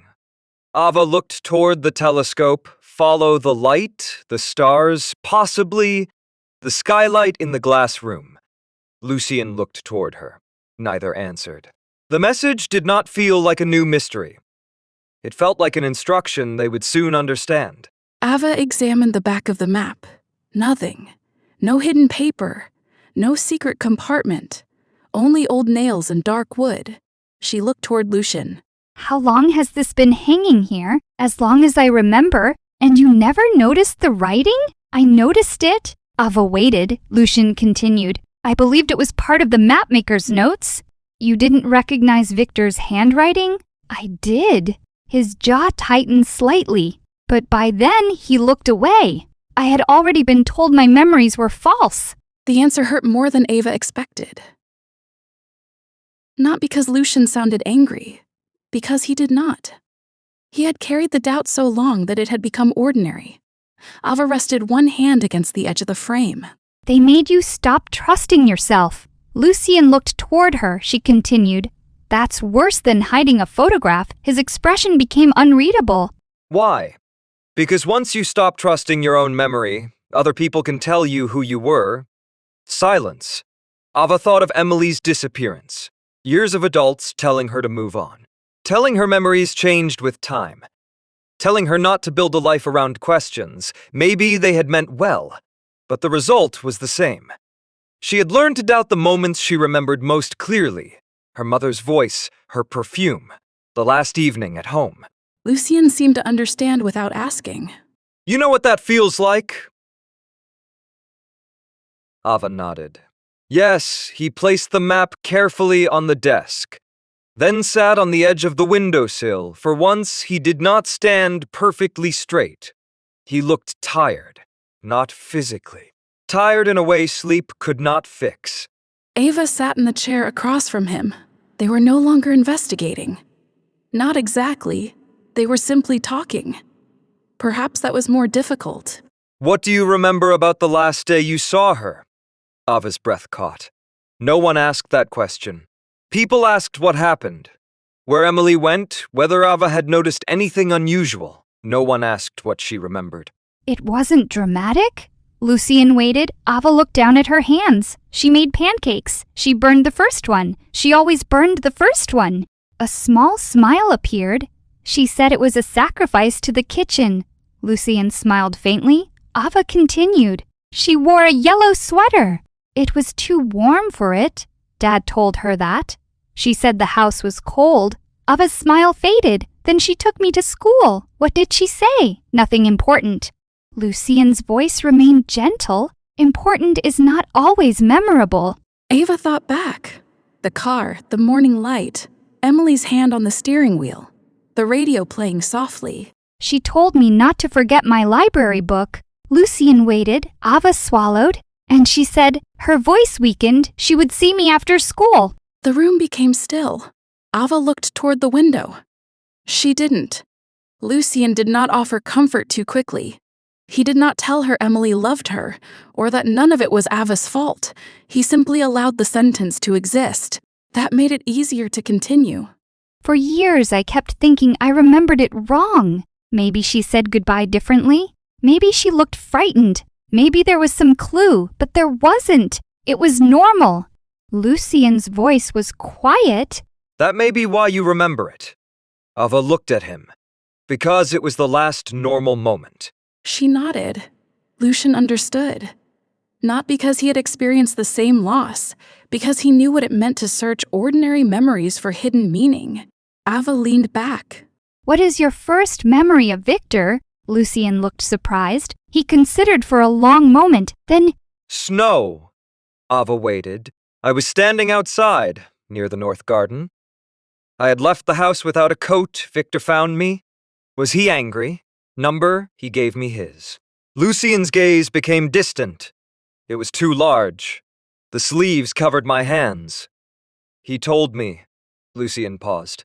Ava watched him search the memory. He said cold teaches people to move, but kindness gives them somewhere to go. Ava smiled softly. That sounds like something worth remembering? Lucien nodded. Yes, did you tell your father? Latter. What did he say? Lucien's expression closed slightly. He said Victor had never owned such a coat. Ava frowned. That doesn't prove anything. I was young. You were not foolish, Lucien looked at her. Ava continued. Children notice strange details adults forget. The sleeves, the weight, the smell. Do you remember the smell? Lucien's eyes changed smoke and cedar. Ava nodded. Then it happened. The certainty in her voice surprised both of them. Lucien looked away, but this time, not to hide, to hold on to the memory without someone correcting it. Ava stood and walked toward the fireplace. A dark wool coat hung on a wooden stand nearby. Old, too large to belong to Lucien now. The fabric had faded. She touched one sleeve. The edge carried a faint scent dustwood. Something smoky.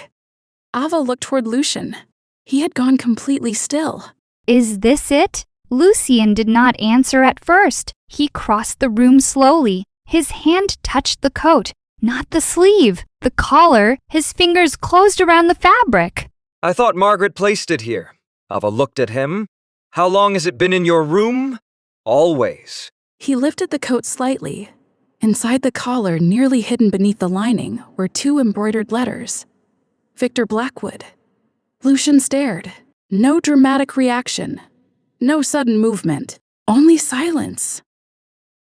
The kind that follows a truth too old to feel surprising. Ava stood beside him. There has always been something from Victor in your room, Evelyn's words returned. The coat, not hidden, not locked away.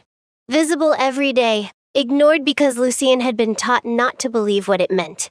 Lucien touched the initials. She knew. Ava did not ask who his father. Evelyn, perhaps the entire family. Simone had known the coat belonged to Victor. Simone had allowed it to remain. Yet no one had told Lucien. Maybe Evelyn wanted you to discover it yourself. Lucien's jaw tightened. After how many years? Ava had no answer. He stepped away from the coat.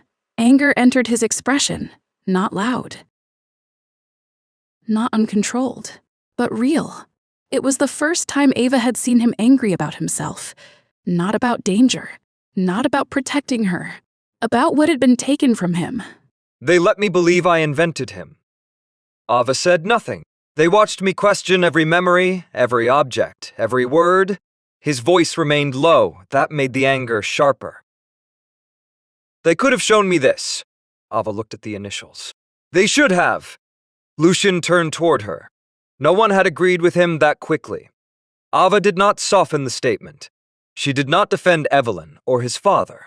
They should have told you the truth. Lucien looked at her for several seconds. Then his anger shifted. Not disappeared, changed into something more vulnerable. What if they had a reason? Ava shook her head. A reason isn't always an excuse. Lucien's gaze lowered. Your father keeps things from you. Ava felt the words, not as an attack, as a question. Yes, and you still trust him?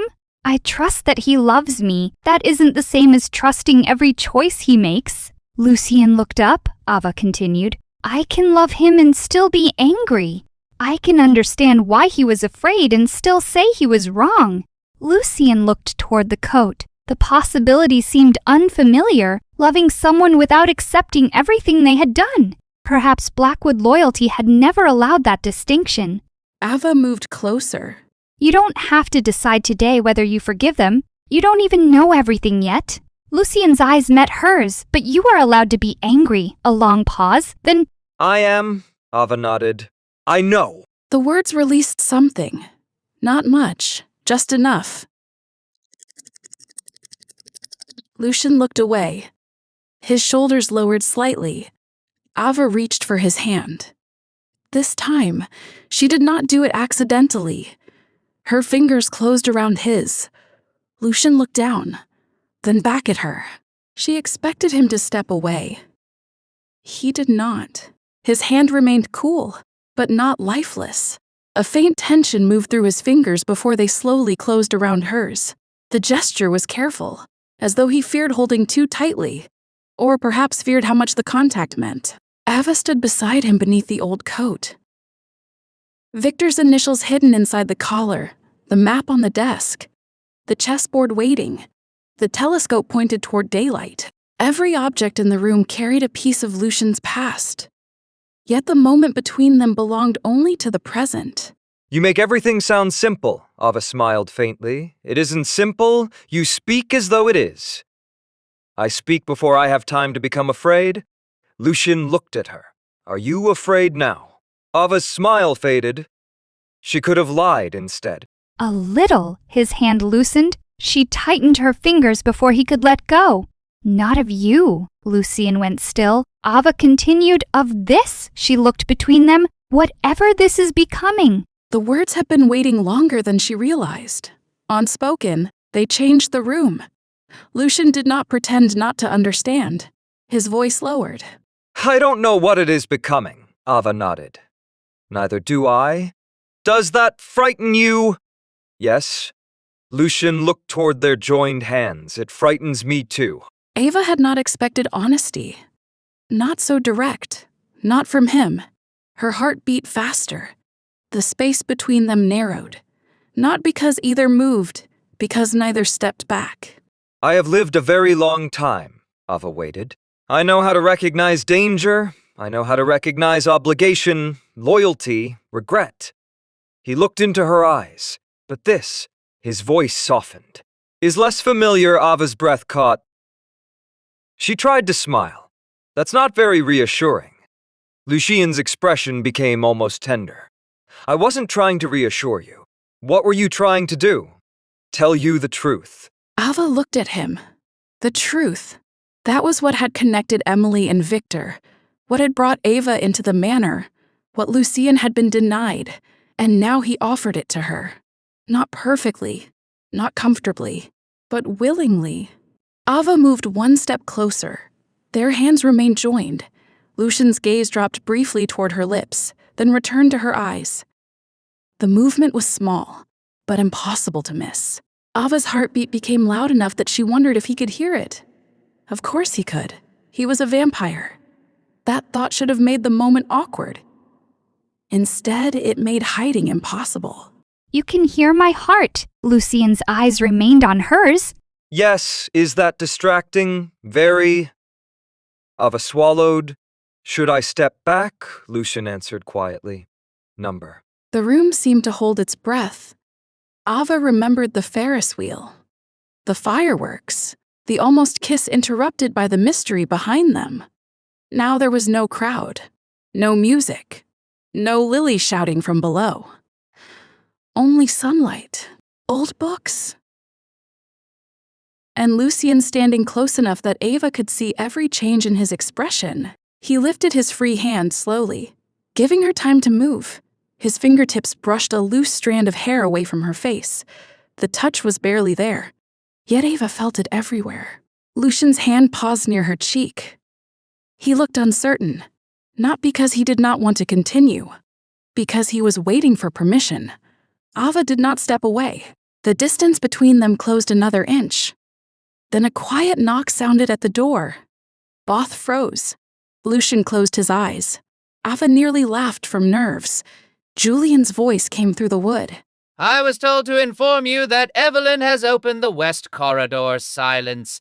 Julian continued. I can return later. Lucien's voice was very controlled. Please do. Julian paused. How much later? Ava covered her mouth to stop herself from laughing. Lucien looked toward the door. Julian? Leaving. Footsteps retreated quickly down the hall. The moment had changed, not disappeared, but loosened. Ava looked at Lucien. His hand lowered slowly from her face. They were still holding hands. Neither seemed willing to mention it.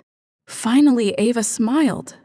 He always has excellent timing. Lucien looked toward the door. I have never hated immortality more. Ava laughed. The sound broke the remaining tension. Lucien smiled, a real smile. Not brief, not hidden. Ava looked at him in surprise. What? You're smiling? It happens, rarely. So I've been told. They slowly released each other's hands. The absence of contact felt immediate. Ava looked away first, not because she regretted it, because she did not. Lucien returned to the desk. He picked up the old map, then the astronomy book, finally the carved rook. He placed all three into a small leather case. Ava watched. You're taking them? Lucien nodded. To the glass room? Why? He looked toward the writing on the map. Because Victor left them for a reason. Ava looked toward the coat, and that. Lucien's eyes rested on the initials inside the collar. He thought for a moment, then removed the coat from the stand. He folded it carefully, not like an archive item, like something personal. He placed it across the foot of his bed. That stays here. Ava smiled softly. Good. Lucien closed the leather case, then looked around the room one final time. It had not changed. The books remained stacked. The telescope still faced the sky. The chess game remained unfinished, yet Lucien seemed different inside it. Not healed, not free of doubt, but no longer alone with it. Ava walked toward the door. Lucien joined her. Before opening it, he stopped. What? He looked at her. For a moment he seemed uncertain whether to speak. Then, Thank you. Ava shook her head. For what? Believing me, she smiled. I told you. I believe the evidence. Lucien's expression softened. And me? Ava looked at him. The question was quiet, almost hidden, but she heard it. yes, a pause, then you too. Lucien opened the door. The corridor outside waited, bright, silent. At the far end, Julian stood pretending to examine a painting. He turned too quickly when they appeared. Ready? Lucien gave him a warning look. Julian smiled innocently. Ava looked away before she started laughing again. Together they walked back toward the west wing. The leather case rested beneath Lucien's arm. Inside it, a map, a book, a wooden rook, 3 pieces of a childhood someone had tried to erase. Ahead of them waited the plain wooden door in the portrait hall.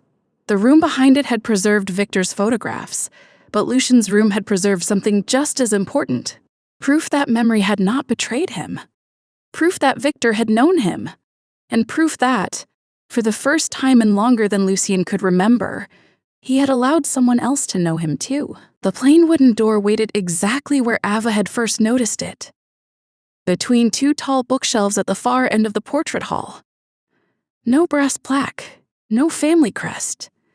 Nothing suggested that one of Blackwood Manor's most important rooms existed behind it. Lucien stopped several feet away. The leather case remained beneath his arm. Inside it rested the map from his room. Victor's astronomy book, the carved black rook. Ava stood beside him. Julian remained slightly behind them. For once, he did not make a joke. The portrait hall felt different now. Earlier, the room had seemed formal, almost distant. Now every damaged portrait and empty space felt connected to the door. The Blackwoods had preserved generations of faces on these walls, but behind the plain wood they had hidden the work of the one man they refused to remember. Lucien reached into his pocket. A small iron key rested in his palm. Ava looked at it. You had the key the whole time, Lucien nodded. Yes! Why didn't you open it before? His fingers closed around the key. I did. Ava waited. Lucien looked toward the lock when I was younger on what happened. He was silent for several seconds. Then, my father found me before I reached the table. Ava frowned.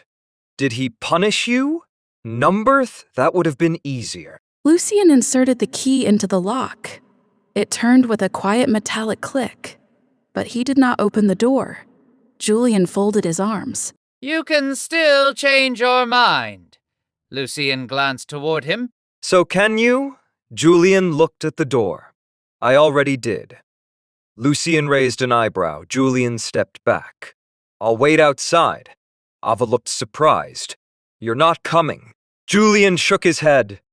His usual smile returned, but only faintly. I've been inside before. Once was enough. Ava looked toward the door. What did you see? Julian considered the question. Too many unfinished stories. He turned toward Lucien. If you need anything, Lucien nodded. I know. Julian moved toward one of the windows. He did not leave the hall, only gave them distance. Lucien placed one hand on the door, then looked at Ava. You don't have to enter. Ava almost smiled. You say that often. I mean it every time. I know. She looked at the narrow line of darkness beneath the door. My mother came here. Yes, Victor wanted her to, most likely, then I'm going in. Lucien held her gaze for a moment, then opened the door. Cool air moved through the gap. Not cold, not damp. Only still. Air that had spent too long inside a closed room. The first thing Ava noticed was the light. A wide skylight stretched across the ceiling. Dust drifted through the pale beam. The rest of the room remained in soft shadow. Shelves covered every wall. Not bookshelves. Storage shelves. Hundreds of wooden boxes rested on them, some narrow, some deep, most labeled in black ink. Several glass front cabinets held old cameras and photography equipment. Tripods stood folded in one corner. Developing trays rested beneath a long work counter. A red lamp hung above a small darkroom partition. At the center of the room stood a heavy wooden table. Its surface was marked with scratches, chemical stains, burns from old lamps, evidence of years of work. Ava stepped inside. The floorboards creaked softly beneath her shoes. The room smelled faintly of old paper wood, metal, and something sharper, chemicals that had soaked into the walls long ago. Lucien closed the door behind them. The sound seemed final. The portrait hall disappeared. The manor disappeared. For one moment, it felt as though the glass room existed outside the rest of the house. Why is it called the glass room? Lucien set the leather case on the table. He looked toward the shelves. The negatives. Ava moved closer to one of the boxes. Inside, through an open edge, she saw narrow plates wrapped in dark paper, not film glass. Victor preferred glass plates long after newer methods became available. Why? He said glass forced people to be careful. Ava smiled faintly. That also sounds like him. She read the nearest labels. The entire history of Moonlight Falls seemed to exist inside the boxes. Not the history displayed in the museum, not the polished version from school textbooks. The moments Victor had chosen to preserve. Ava walked slowly along the shelves. Some boxes carried dates, others only locations. A few labels had been crossed out. Several spaces stood empty. She stopped before one. The shelf contained a clean rectangular outline where dust had not settled. Something had been removed recently. Someone has been in here. Lucien joined her. He examined the space. Not recently. Ava looked at the dust. How can you tell? The room was cleaned last month. You clean this room, Margaret does. Ava looked surprised. Even though no one uses it, Lucien nodded. She says neglect is another form of destruction. Ava studied the empty shelf again. The missing box had been present within the last month, or at least when Margaret last cleaned. Someone had removed it after that. The thought should have felt threatening. Instead, it felt frustrating. Another missing piece. Another answer moved before they could reach it. Lucien opened the leather case. He placed the objects from his room on the table.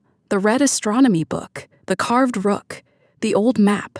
He unfolded the map beneath the skylight. The faded message along the bottom became clearer. Ava looked upward. The skylight. Maybe this is the light. Lucien followed her gaze. Possibly, Ava picked up the astronomy book. The inside cover carried Victor's message. She looked around the dim room. The words felt less like a childhood dedication now, more like instruction. Lucien opened the book to the page where the pressed flower had rested. The page showed a star chart, northern constellations. Lines connected the stars. Ava leaned closer. Several points had been marked in pencil, not stars. Small circles around them. The pattern looked familiar. That matches the map? Lucien placed the star chart beside the hand-drawn town map. The marked locations aligned. Not perfectly, but enough. The bridge, the carnival grounds, the manor, a point near the forest. Ava frowned. Why would he map town locations onto constellations? Lucien studied both pages to create an order for the photographs. Perhaps. He looked toward the shelves. Hundreds of labels. No obvious numbering system. If Victor had organized the collection by stars, the correct sequence might only make sense to someone he had taught. Someone like Lucien. Ava lifted the carved rook. The blackwood tree had been etched beneath its base. She turned it slowly. A tiny scratch crossed one side. Not damage. A line. She looked closer. Another line intersected it. A simple shape. Ava carried it beneath the skylight. A faint star had been carved into the dark wood. Lucien? He turned. She held out the rook. I don't think this was only a chess piece. Lucien took it carefully. The carved star had nearly disappeared beneath years of handling. 5 points, one longer than the others. He looked toward the astronomy book, then to the map. North. Ava nodded. The longest point. Lucien placed the rook at the center of the map. He turned it until the long point faced north. The rook's straight edges aligned with several marked locations. One in edge pointed toward the carnival grounds, another toward Blackwood Manor, the third toward the unlabeled circle near the forest. But the fourth edge pointed nowhere. A blank section of the old map. Lucien frowned. Maybe something used to be there, or the map was incomplete. He turned the rook again. Nothing. Then Ava noticed the skylight shadow. Sunlight passed through the carved star beneath the rook. A narrow point of light landed on the map. Not on a location. On a tiny handwritten symbol near the manor. A rectangle. Almost too small to see. Lucien leaned closer. The symbol had been drawn inside the outline of Blackwood Manor. West Wing, the glass room. Follow the light. Lucien looked toward the skylight, then the rook. He designed this for you? Lucien's expression changed. Ava corrected herself. For someone he taught. Lucien looked at her. Ava smiled faintly. Which means you. The point of light fell across the edge of the map. A line appeared beneath it. Not ink. An impression pressed into the paper. Lucien tilted the map. Several faint letters emerged. Ava looked toward the shelves. The west wall stood behind the developing counter. 3 long rows, each filled with boxes. They approached slowly. Lucien counted upward. First shelf, second. Third boxes lined the entire length. Most carried faded labels. Ava read them aloud. Bridge repairs, town council, winter portraits, Blackwood West Garden. She stopped. One box had no label, only a small carved star in the corner. The same star as the one beneath the rook. Lucien reached for it, then paused. Ava noticed. What? The dust. The unlabeled box was cleaner than the others. Simone had touched it. Not long ago. Ava looked toward the door. Should we get Julien? Lucien considered. Then shook his head. If someone intended to harm us, they had easier opportunities. Ava raised an eyebrow. That is not comforting. I wasn't attempting comfort, I noticed. Lucien pulled the box forward. It was heavier than expected. He carried it to the central table. The wood had darkened with age. A small brass latch held the lid closed. No lock. Lucien released it. The sound echoed through the room. Inside rested several layers of black cloth. He folded the first back, then the second beneath them glass negatives. At least 20, each wrapped in thin protective paper. Ava leaned closer. No labels appeared on the sleeves. Only small symbols, stars, lines. A crescent moon, a tree, a single eye. Victor's private system. How do we know which one? Lucien looked toward the map, then the star chart. We don't. They began carefully. Lucien lifted the first negative. He held it beneath the skylight. The image appeared in reverse. A row of houses. Empty street. Nothing recognizable. He placed it into a wooden viewing frame near the table. The frame contained a pale glass screen and a small mirror. When Lucien adjusted the angle, the image became clear. Moonlight Falls during winter. Snow covered the street. No people. Only tracks. The second negative showed the old bridge. The third a crowded town meeting. The fourth children outside the school. Ava studied each one. Victor's photographs were different from ordinary family pictures. People were rarely centered. The important details lived at the edges. A hand passing a note. Someone turning away. A figure reflected in a window. An open door behind a smiling group. Victor had photographed not only what happened, but what surrounded it. Time moved slowly. The room grew warmer beneath the skylight. Dust collected on Ava's sleeves. Lucien removed his jacket and folded it across a chair. They continued. 10 negatives, then 12. Nothing connected directly to Emily. Ava held one plate carefully. It showed the summer carnival. The same photo booth stood near the edge. Painted moon, silver stars. A handwritten sign above the entrance. Ava's pulse quickened. This is it. Lucien placed the negative in the viewer.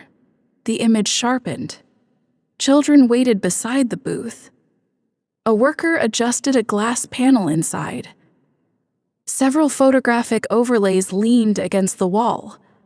One showed the bridge, another the town square. A third a room filled with shelves. The glass room itself. Ava pointed. They used pictures from this room as backgrounds. Lucien nodded.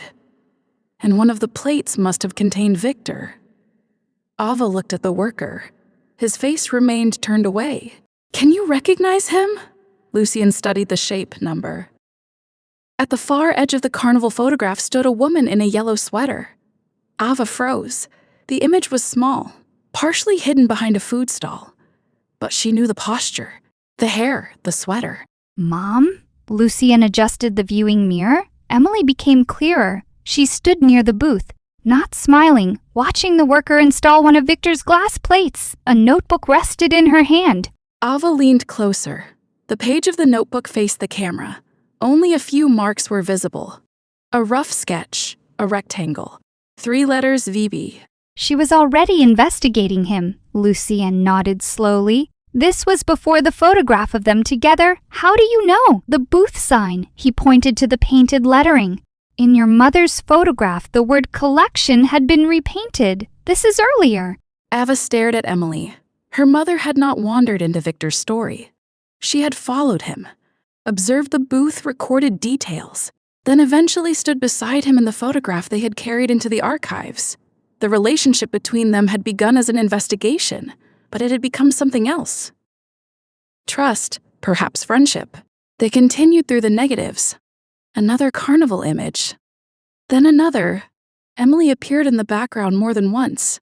At the ticket stand. Beside the Ferris wheel. Near a maintenance tent. Always watching. Always writing.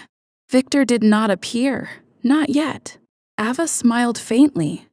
She wasn't very subtle. Lucien looked at the photographs. She may not have wanted to be. Ava turned toward him. What do you mean? If Victor photographed the edges of crowds, he would have noticed her? Ava considered it, then maybe she wanted him to. Perhaps. The next negative had been wrapped differently. A narrow strip of blue paper surrounded the sleeve. Lucien paused before opening it. The symbol on the front was a leafless tree, the blackwood crest. He lifted the glass. The plate had cracked across one corner, not enough to destroy it, but a thin fracture divided part of the image. Ava immediately recognized the carnival booth, the curtain, the painted moon, the same arrangement as Emily's photograph. Lucien placed it in the viewer. The image appeared. Emily stood inside the booth alone, her expression serious. She held something in one hand, a small metal object, the blackwood ring. Ava stared. She had the ring. Lucien adjusted the light. Or another one like it. Number Ava leaned closer. The stone, the branches, it's the same. Emily looked directly toward the camera. Behind her, the booth curtain remained open. A man stood outside. Only part of him entered the frame. Dark coat, one hand resting against the wooden wall. No ring. Victor. The ring in Emily's hand belonged to him. The image was not the photograph Ava had seen at home. It came before it. Emily holding the ring. Victor watching her. The two of them separated by the booth frame, a moment of exchange, or proof. Why would he give it to her? Lucien's eyes remained on the plate. To identify him? She already knew who he was. Perhaps she needed to prove it to someone else. Ava looked at Emily's face. No fear. No triumph. Only concentration. She had asked Victor for evidence. He had handed her the symbol of his family, the same ring everyone later used to identify his blurred figure. Lucien turned the glass plate over. A small note had been written on the protective edge. Not Victor's handwriting. Ava's throat tightened. Her mother's voice seemed to rise from the words, practical, determined, unwilling to stop with one answer. Lucien carefully returned the negative to its sleeve, then lifted the next. This one had no crack. It showed Victor standing in front of the booth, clear face visible. Ava saw him properly for the first time. He looked younger than she expected. Not young, but not ancient. Dark hair touched with gray, sharp eyes. A serious mouth that seemed close to smiling. He wore the black ring again. Emily stood beside him, but she was not facing the camera. She was looking at Victor, holding up the negative she had just examined. Victor pointed toward the edge of the plate. Ava could not see what he indicated. The image cut it off, but Emily's expression had changed, surprise, then concern. They found something. Lucien nodded. In one of the photographs. What? We need the next plate. They searched the box. One negative, then another. The sequence continued through symbols rather than numbers. Tree, moon, eye star. The plate after Victor and Emily should have carried the eye symbol. But the sleeve was empty. Ava stared, missing. Lucien checked the bottom of the box. Nothing. The next plate showed the carnival days later. Then the town square. The sequence had been interrupted. Someone had removed the image containing whatever Emily and Victor discovered. Ava looked toward the clean space on the shelf, the recently removed box. Perhaps the missing plate had been moved again. The thought brought back some of the tension the solved carnival photograph had relieved. Not a current threat, not someone following her, but someone had still entered the glass room. Simone had taken part of Emily's trail. Lucien searched the box again, carefully. No hidden compartment, no second layer, only the remaining glass plates. Ava unfolded the map once more. The rook's point of light had led them to this box. Perhaps the astronomy book contained the next instruction. She opened it to the star chart. One of Victor's pencil circles had been drawn darker than the others. Beside it appeared a tiny symbol, an eye, the missing sleeve. Ava turned the page. The constellation continued across 2 pages. The eye symbol aligned with a handwritten word near the margin. Below what? Lucien looked toward the shelf, then beneath it. A low cabinet ran along the west wall. Its doors had been painted the same dark color as the paneling, almost invisible. They knelt. Lucien opened the first door. Empty trays. The second cleaning cloths. The third a broken camera and several lenses. The fourth door would not open. No lock. Only resistance. Ava pulled from one side. Nothing. Lucien tried. The wood shifted slightly. Something behind it blocked the door. He pressed along the edge. A spring released. The cabinet front tilted outward. Not a door, a hidden drawer. Inside rested a single glass plate wrapped in blue paper. The eye symbol had been drawn across the front. Ava felt her pulse quicken. Lucien lifted it slowly. The plate was damaged. Not one crack, several. A broken corner remained held in place by old tape. The image inside was barely visible. Can we still view it? Lucien looked toward the central table. We can try. They carried it beneath the skylight. Lucien placed the pieces into the wooden viewing frame. The glass trembled slightly in his hands. Not from weakness, from care. Ava stood close enough to help if one piece shifted. Together, they adjusted the light. At first, only shadows. Dark lines crossed the image where the glass had broken. Lucien changed the mirror angle. A building appeared. The carnival booth. Then the edge of the Ferris wheel. Ava held her breath. Lucien moved the lamp closer. Two figures emerged, Emily, Victor standing side by side. Not inside the booth, behind it. A large photographic plate rested on a work table between them. Both looked toward the same image. Emily's hand pointed to one corner. Victor held a magnifying lens. They were not posing. They were working together. The broken negative from the cold open. The hidden proof. Emily had entered the glass room. Victor had shown her the archive. And afterward, they had continued the investigation at the carnival. They were partners, Lucien nodded. Yes. Ava leaned closer. The photograph contained more. Victor had placed several documents beside the plate, town records. A list of names. Emily had written notes across a separate page. The fracture cut through most of the words, but one line remained visible. Ava read it aloud. Lucien's expression sharpened. What does that mean? Ava shook her head. I don't know. They studied the image. At the edge of the work table sat the carnival photograph Ava knew. The finished print of Emily beside Victor. So that photograph had not captured a stranger appearing behind her. It had been made during their investigation, perhaps intentionally, perhaps to record that Victor had handed her the ring, or simply because Emily wanted proof they had worked together. Lucien adjusted the viewer one final time. Another detail appeared behind them. The booth's internal glass panel. A piece of the Victor image had been left inside it. The blurred outline, the coat, the hand with the ring. That same panel had later been reused. Years afterward, Lily's picture had captured the old image again. The figure in our photograph, Lucien followed her gaze. It came from this plate. Not someone standing behind us. Number, not Victor returning. Number, not anyone following me. Lucien looked toward her. Number?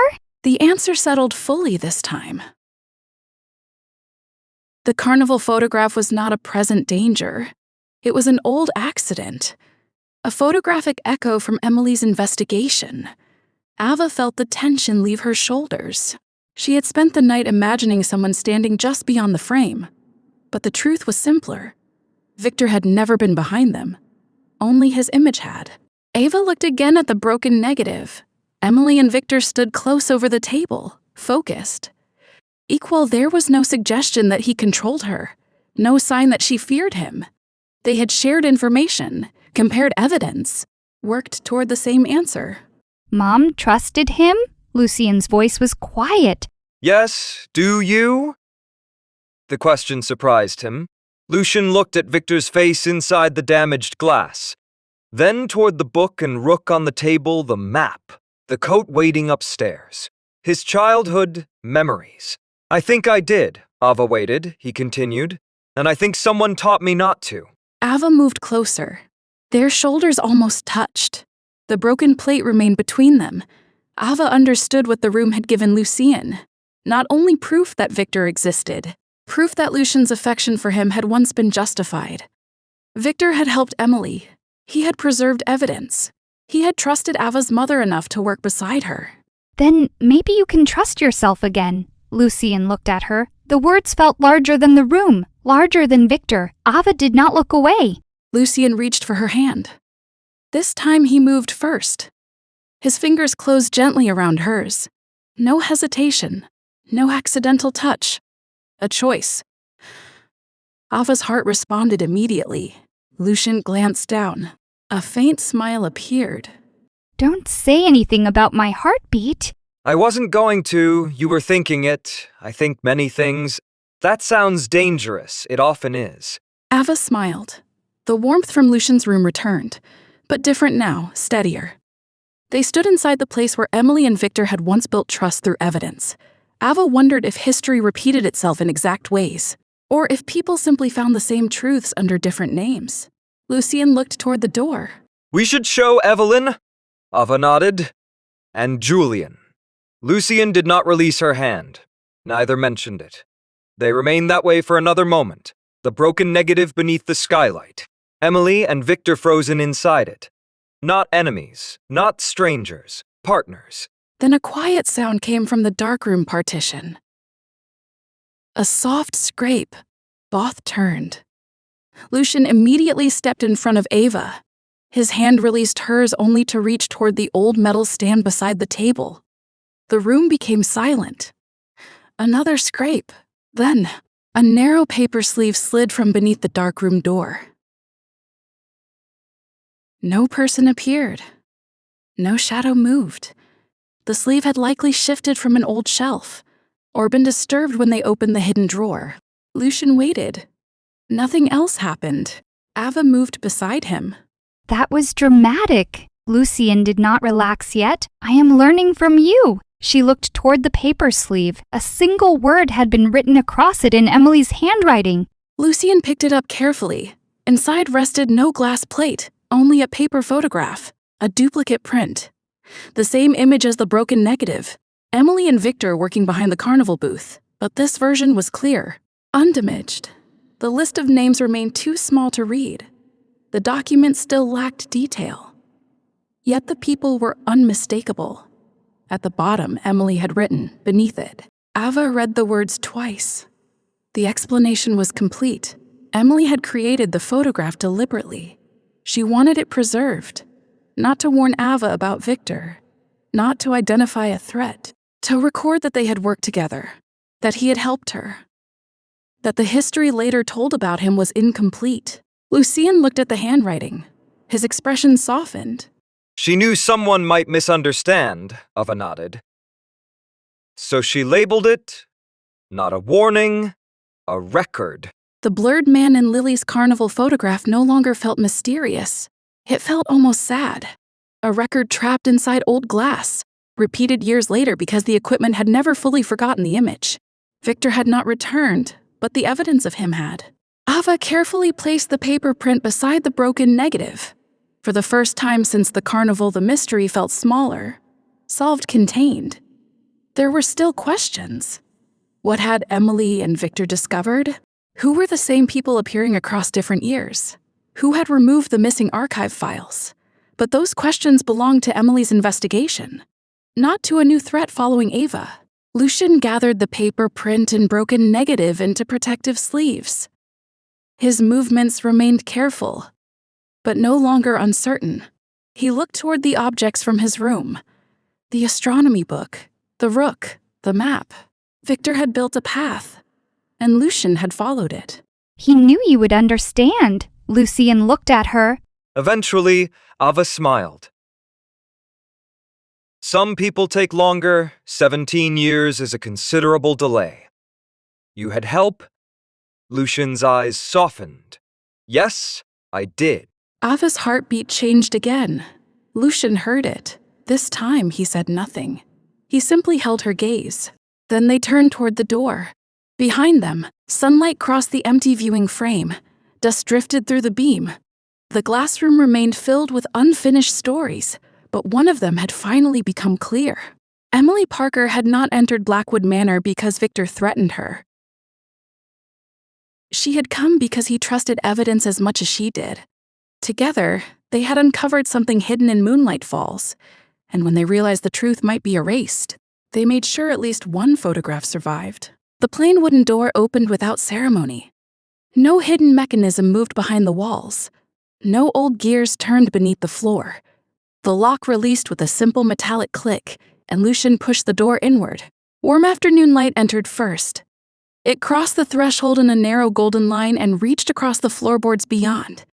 Ava remained still for 1 second. She had spent the entire morning following clues toward this room. Victor's damaged portrait, the carnival photograph, the missing archive cards, the astronomy book, the carved rook, the faded instruction hidden inside the map. When the photograph fails, follow the light. She had expected the final door to reveal something severe. A vault, a forgotten laboratory, a room built for secrets. Instead, the glass room was beautiful. Not grand in the way Blackwood Manor was grand, not polished for visitors, not designed to impress anyone. It was beautiful because everything inside had been made useful. A wide skylight stretched across most of the ceiling. The glass above had been divided into narrow rectangular panes held by dark metal supports. Sunlight poured through them and fell across the center of the room. Dust moved gently through the pale beams. The air smelled of old paper, polished wood, metal, and the faint trace of photographic chemicals that had soaked into the walls many years ago. Shelves covered every side of the room. They held hundreds of narrow wooden boxes. Some boxes were labeled with dates, others with locations. Others carried only symbols: a bridge, a tree, a lighthouse, a crescent moon. Several tall cabinets displayed old cameras behind glass doors.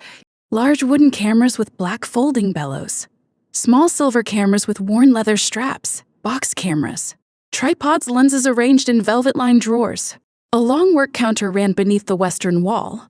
Developing trays had been stacked beneath it. Glass measuring cylinders stood beside brown chemical bottles. A red developing lamp hung over a narrow darkroom entrance. At the center of everything stood a broad wooden table marked by decades of careful work. Its surface carried scratches, ink stains, small circular burns where lamps had once rested too long. A large illuminated viewing panel had been built directly into one end. Ava stepped across the threshold. The floor creaked softly beneath her. Lucien entered behind her and closed the door. The sound separated them from the portrait hall. For one strange moment, the rest of Blackwood Manor seemed very far away. This is not what I expected. What did you expect? Ava slowly turned in a circle. Something darker? Lucien looked toward the skylight. Victor disliked working in darkness. He was a photographer? He said that was why. Ava walked toward the central table. On one side rested a brass magnifying lens attached to a jointed metal arm. Beside it stood a wooden viewing frame with a white glass screen. A row of small brushes lay in a shallow tray. Each brush was different, some broad, some narrow enough to clean the edge of a glass plate. Everything had its place. Nothing looked abandoned. Even after years of silence, the room felt prepared, as though Victor might return at any moment, remove his coat, light the red lamp, and continue working. Ava touched the edge of the table. It feels like a museum. Lucien stood beside one of the glass cabinets. It was never intended to be one. That does not mean it isn't. She looked toward the shelves. This is the history of the whole town. Parts of it. Parts no one else kept. Lucien's eyes moved across the rows of boxes. Yes? Ava approached the first cabinet. The oldest camera inside was nearly as large as a suitcase. Its wooden frame had been polished dark with age. A brass lens projected from the front. The black focusing cloth had been folded neatly beside it. A handwritten card rested on the shelf below. Ava read the label twice. He repaired these himself? Most of them. How many things did he know how to do? Lucien considered. He rarely accepted that an object had stopped working. Ava smiled faintly. That sounds like Emily. Yes. They moved slowly along the cabinet. Each camera carried a record. A field camera used during a flood. A compact camera used in the original town hall. A stereoscopic camera that produced two nearly identical images. A silver rangefinder with scratches along one side. Its leather strap had been repaired with dark thread. Ava stopped. A small paper tag hung from the buckle. She leaned closer. This one, Lucien joined her? Was this the camera he used at the carnival? Possibly, Ava pointed to the worn strap. It was used constantly. He carried a camera nearly everywhere. Even after people stopped wanting him in photographs? Lucien looked at her.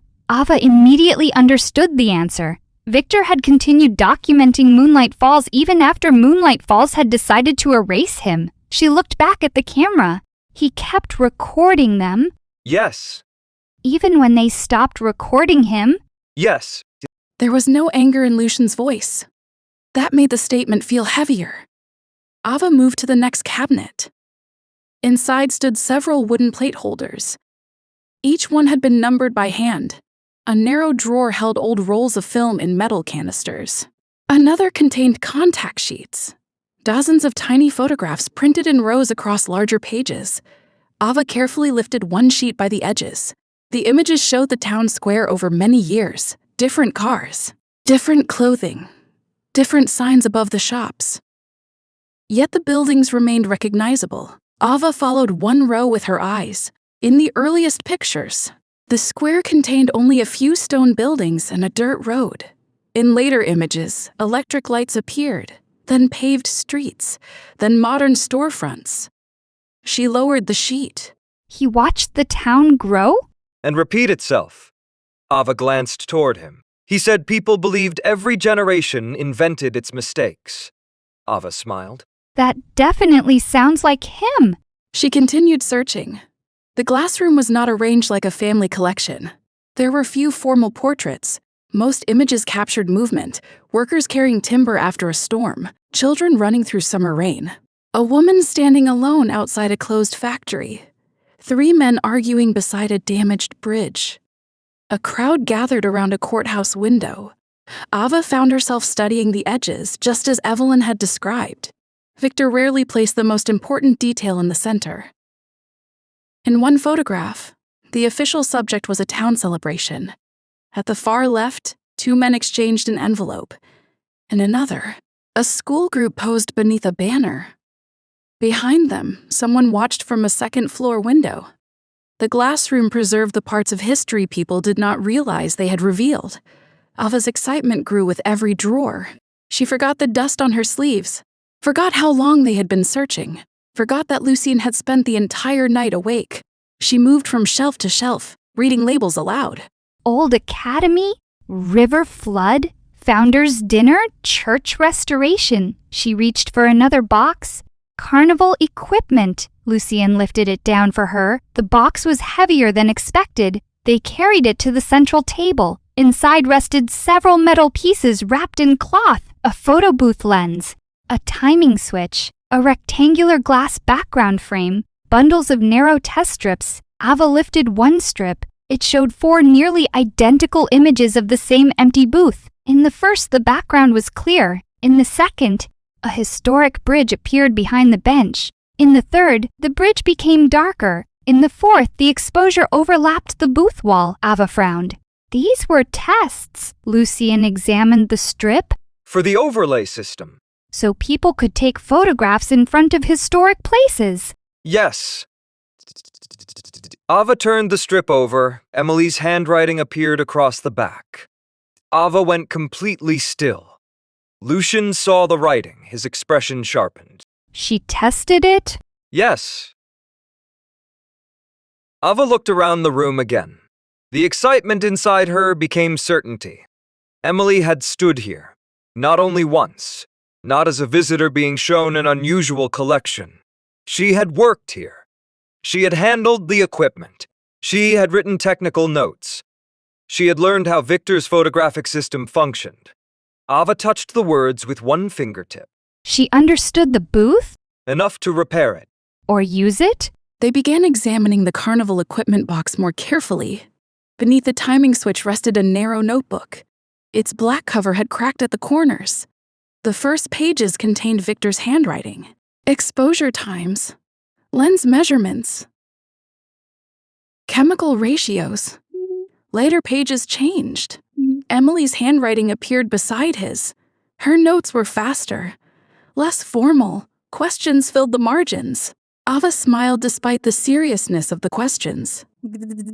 She wrote everywhere. Lucien looked toward the astronomy book resting on the table.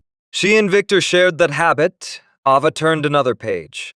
A small coffee stain marked the corner. Simone had drawn a circle around it and written beneath it. Another hand had replied. Ava laughed softly. Which one was Mom? Lucien studied the writing. The second. How can you tell? Victor considered coffee near documents a moral failure. Ava laughed again. The sound moved through the glass room. It did not feel disrespectful. The room seemed built for curiosity, for questions, for arguments over details, for small moments of humor between long hours of work. Ava looked down at the two sets of handwriting. Victor and Emily no longer felt like distant figures trapped inside damaged photographs. They felt real. Two people sitting at the same table, testing equipment, disagreeing. Making notes, trying to preserve something they believed might be destroyed. Ava looked toward Lucien. He had found another folder. Inside it rested several sheets of paper covered with Emily's writing. He held the pages carefully. His eyes moved over them slowly. What is it? Lucien handed her the first page. At the top, Emily had written. Below it, she had listed groups of materials, glass negatives, film negatives, paper prints, test exposures, archive copies. Duplicate locations. The list continued for 3 pages. At the bottom appeared a sentence. Ava read it twice? She planned redundancy? She expected evidence to be removed. Was she afraid of Victor? Lucien looked toward the room. Number Ava nodded. The answer felt obvious now. Emily had not protected evidence from Victor, she had protected it with him. Ava returned to the shelves. She found more signs of her mother. A pencil sharpened with a knife rather than a machine. A folded piece of paper used to measure the width of a plate. A photograph of Thomas asleep at the Parker kitchen table. The picture surprised her. She lifted it carefully. Thomas looked much younger. His head rested on one arm, several sheriff's reports lay beneath him. A cup of coffee stood near his hand. On the back, Emily had written, Ava smiled.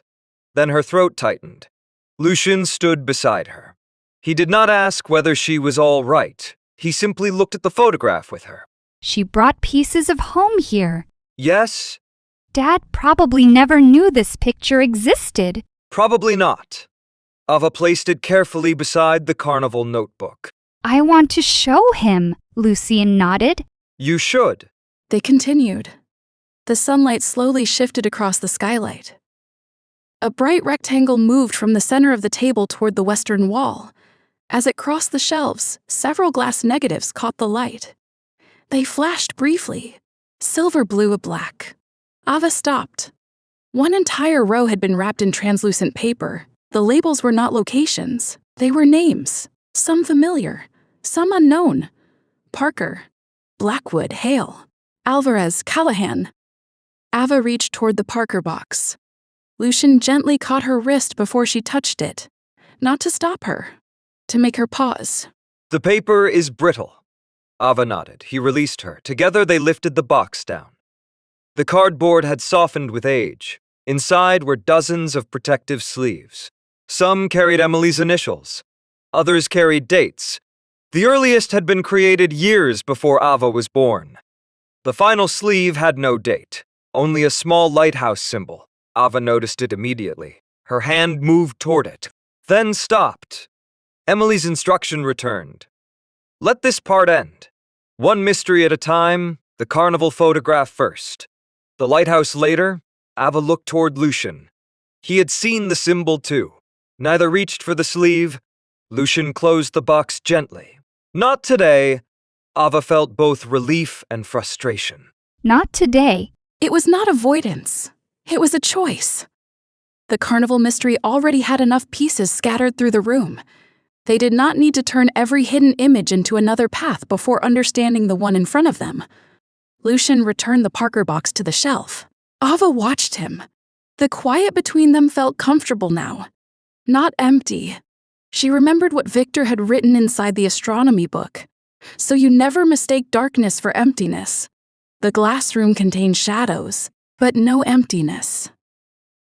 Every dark shelf held something preserved. Every closed box held work someone had completed for a future reader. Ava moved toward the central table again. The cracked glass plate from the hidden drawer remained wrapped in blue paper. The eye symbol marked the front. Lucien followed her gaze. That is the one? Yes. Ava looked toward the illuminated viewing panel. Then let's see what they wanted us to find. The glass plate had not broken cleanly. One long fracture crossed the center.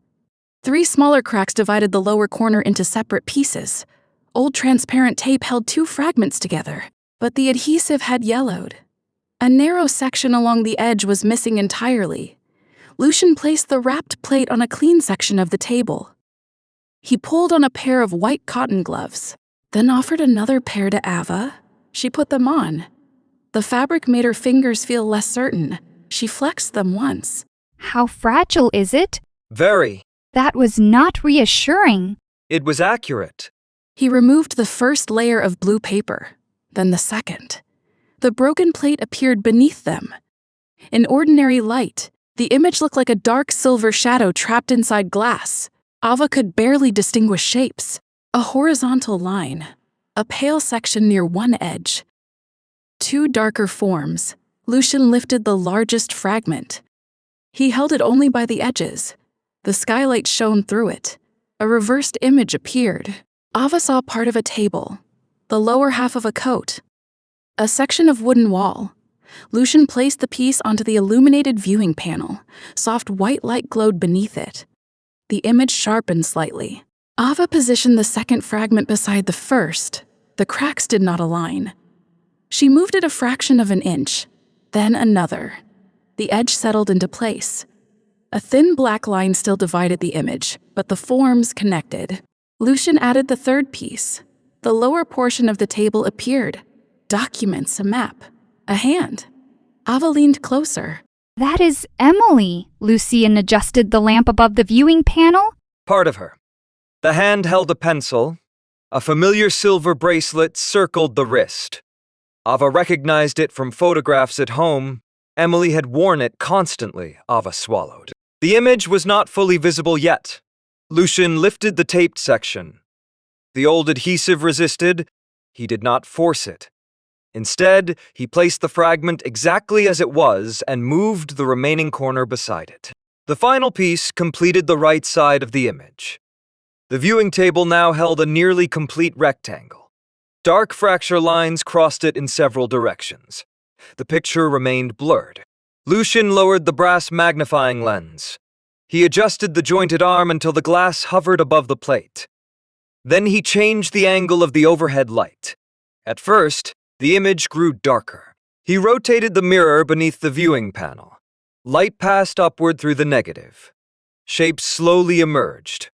Ava saw a wall covered with pinned photographs. A work table. A large map spread across it. A woman leaning forward, a man standing beside her. Her breath stopped, Emily. Victor together. Not a blurred figure at the edge of a carnival photograph. Not a damaged face in a family portrait. Not a name crossed from a ledger. Victor stood fully inside the frame. For the first time, Ava saw him clearly. He appeared younger than the formal portrait suggested.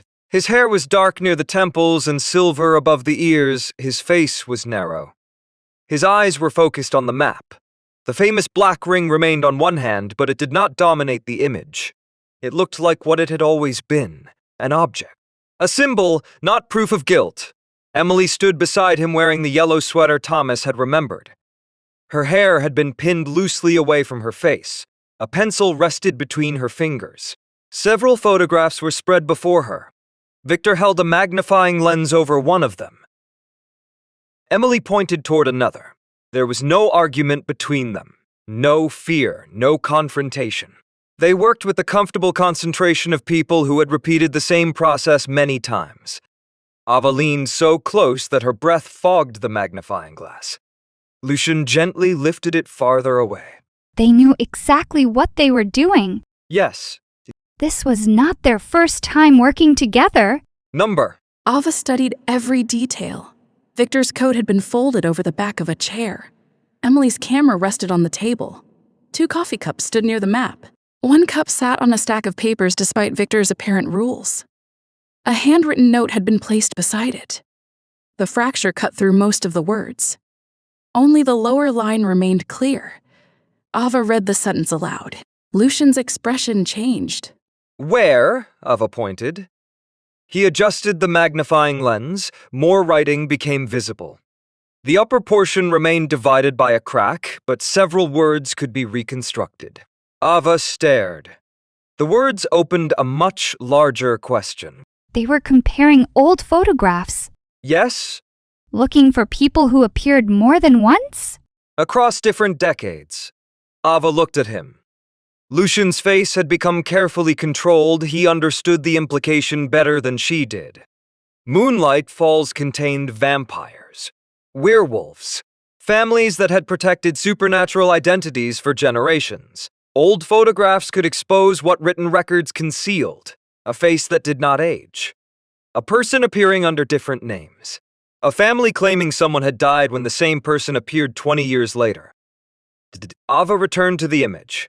Emily and Victor had not been investigating an ordinary crime. They were comparing the hidden population of Moonlight Falls across time. But the scene did not feel frightening. It felt methodical. Victor had created the archive. Emily had helped interpret it. Together, they had searched for patterns. Ava pointed toward the map.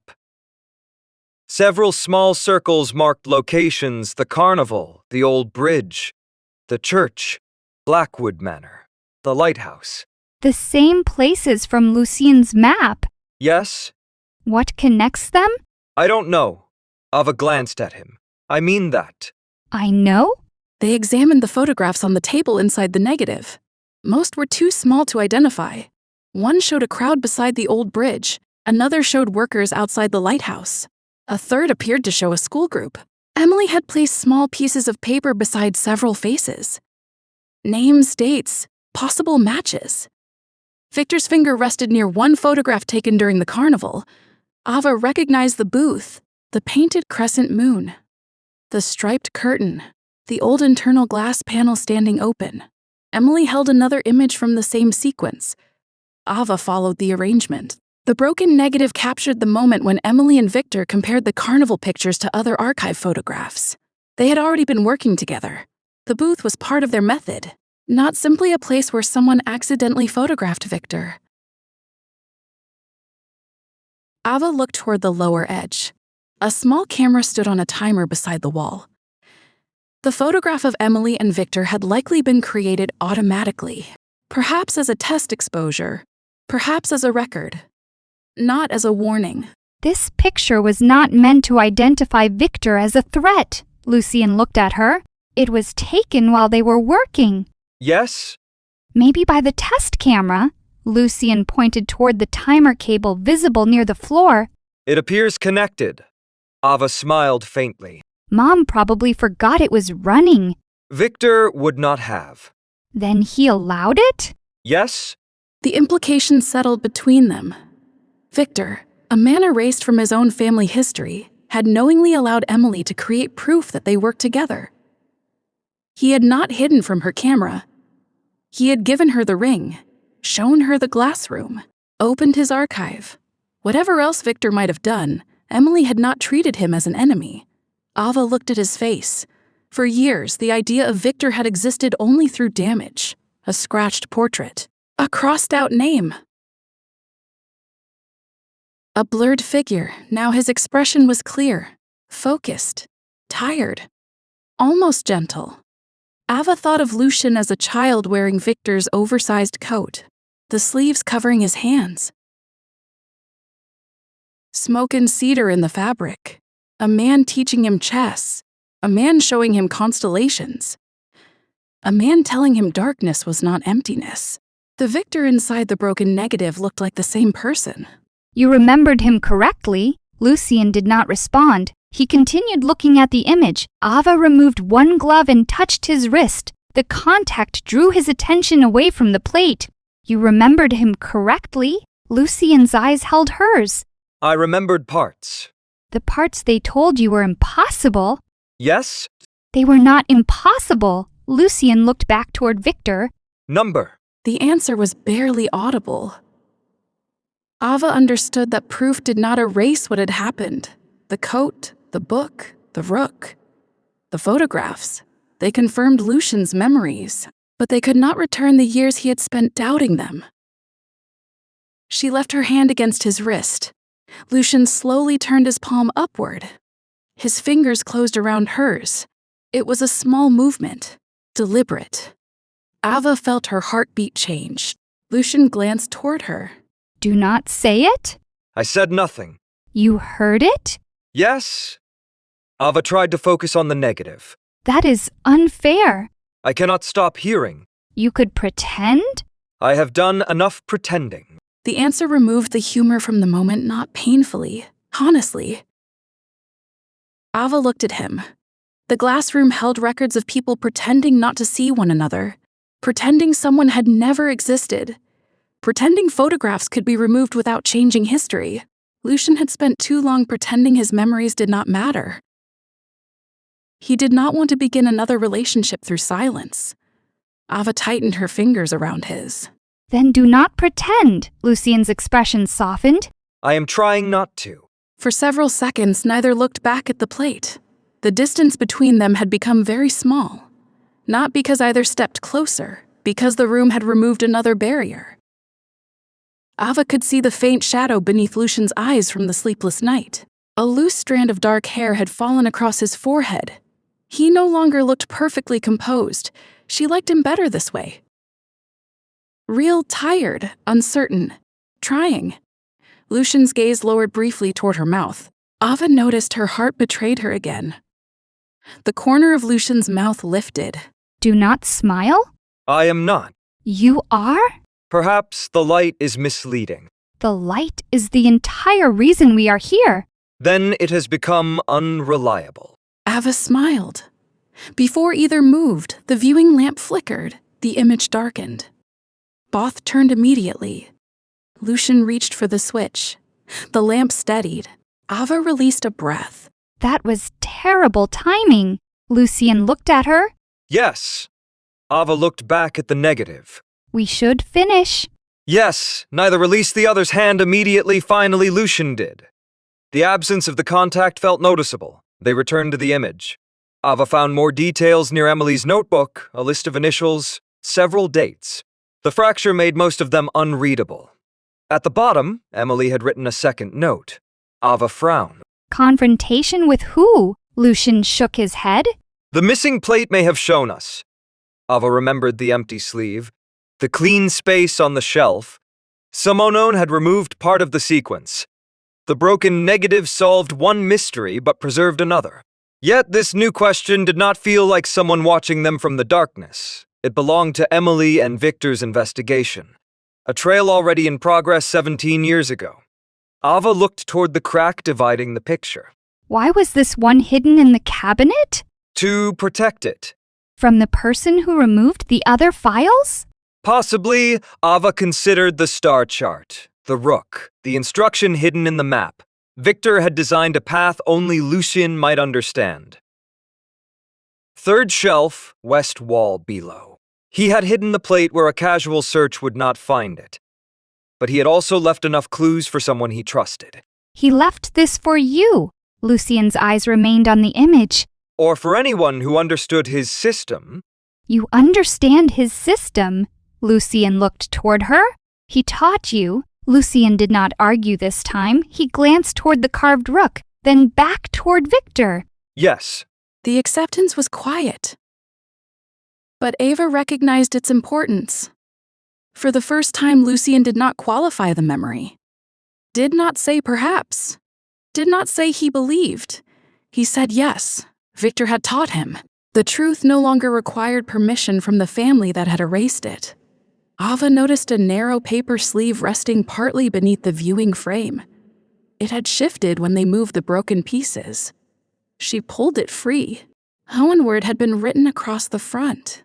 Lucien. He looked down. Ava opened the sleeve. Inside rested a paper photograph, the same image, Emily and Victor beside the map. The print had faded slightly, but it was intact. No fractures. No missing corner. Ava placed it beside the glass plate. The scene became clear. Every line, every expression, every object on the table. The note near Emily's hand could now be read. Below it appeared another line. Ava read the words quietly. Lucien looked toward Victor. The sentence could have been written for Emily, or for Lucien, or for Ava 17 years later. Ava turned the photograph over. Emily had written across the back. Beneath it, Ava closed her eyes briefly. The carnival photograph, the black ring, the blurred man. Everything people had interpreted as danger had originally been preserved as proof of cooperation. Emily had known the image might be misunderstood. She had labeled it, not a warning, a record. Ava handed the photograph to Lucien. He read the words. His expression became very still. She wanted people to know he helped her. Yes? She wanted his role preserved. Yes. Ava looked at Victor's face. Then that is what we preserve. The paper copy changed the search. Until that moment, Ava and Lucien had moved through the glass room by following Victor's symbols. The star, the tree, the eye. The hidden cabinet. Now they began following Emily's system. Her method was less elegant, more practical. She used ordinary folders, numbered envelopes, colored tabs, notes written in the margins. She left instructions in complete sentences. Where Victor expected someone to understand his patterns, Emily expected someone to be tired, distracted, and working quickly. Ava recognized the difference immediately. This is hers. Lucien held up a folder covered with arrows. How can you tell? She did not trust organization to explain itself. Lucien looked toward Victor's symbolic archive. That may have been wise. The first folder contained paper prints, not finished photographs, tests. Some were too light, others too dark. Several showed only part of the carnival booth. Ava spread them across the table. Each carried a number. Test 1, Test 2, Test 3, Test 4. The earliest image showed the empty booth interior. The next showed a historic photograph overlaid behind the bench. The third contained part of Victor's shoulder. The fourth showed his hand and ring. Emily had circled the blurred area with red pencil. Beside it, she had written, Lucien leaned closer. She knew the image could remain. She tested it repeatedly. Another folder contained sections of film. Emily had cut them into small strips and stored them between paper sheets. Some strips showed the same image copied more than once. Others showed different exposures. Ava held one toward the skylight. The image was tiny. Victor standing beside the booth. Emily adjusting the internal glass panel. Lucien examined the label. Duplicate 2. Ava found the corresponding envelope. Inside rested a paper print of the same moment. Emily had written a second envelope carried. A third, Ava placed all three beside one another. She made the same image in 3 forms. Lucien nodded. If one was destroyed, the others remained. And one remained somewhere no one would search. The carnival booth. The logic became clearer with every folder. Emily had not accidentally forgotten a photograph inside an old machine. She had used the machine as storage. Not the main archive. Not a safe place for original evidence. A backup. Something ordinary.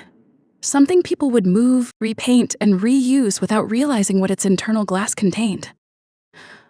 Ava found a page titled. Beneath it, Emily had listed. Ava stared at the final line. She created 5 versions. Lucien looked through the surrounding folders. At least. Dad always said she made copies of everything. He underestimated her, Ava smiled. Everyone did? They continued. A small box contained photographic paper still sealed in black wrapping. Another held developed test strips. One envelope contained a handwritten diagram of the photo booth's internal mechanism. Emily had drawn the lens, the film path, the paper feed, the background plate holder, the timing switch. Arrows marked the direction of movement. A note beside the paper rollers read, Ava tapped the sentence. This is exactly what happened. Lucien read the note. Yes. Ava pulled Lily's carnival photograph up on her phone. The blurred figure stood beside the booth curtain. She placed the phone next to Emily's test print. Same angle. Samey dark coat, samey hand, samey ring. Not similar. Identical, the shape had never belonged to someone standing behind Ava and Lucien. It belonged to the old overlay plate, a residual image. Ava enlarged the background. The position matched the damaged test frame perfectly. She released a slow breath.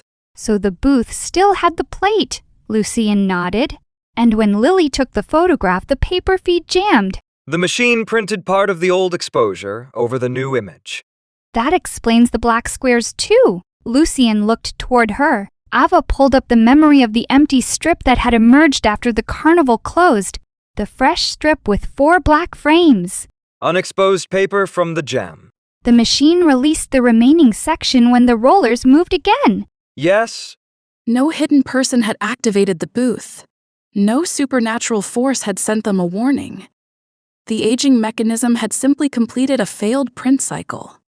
The explanation was ordinary, mechanical, entirely believable. Ava felt a surprising sense of satisfaction. Not every mystery became less interesting when it became rational. Sometimes the answer revealed more intelligence than danger ever could. Emily had intentionally placed a copy in the booth. The machine had preserved it by accident. Years later, a paper jam had brought part of the image back. The past had appeared beside Ava, not because someone summoned it, but because photographic equipment had done exactly what Emily predicted it might do. Ava looked through more notes. Emily had tested moisture damage, heat, repeated exposures, paper jams. She had even recorded how long an image might remain visible on improperly cleaned glass. One test entry read, another, a final note had been added in different ink. Ava traced the words. She checked it years later, Lucien nodded. She returned to the booth.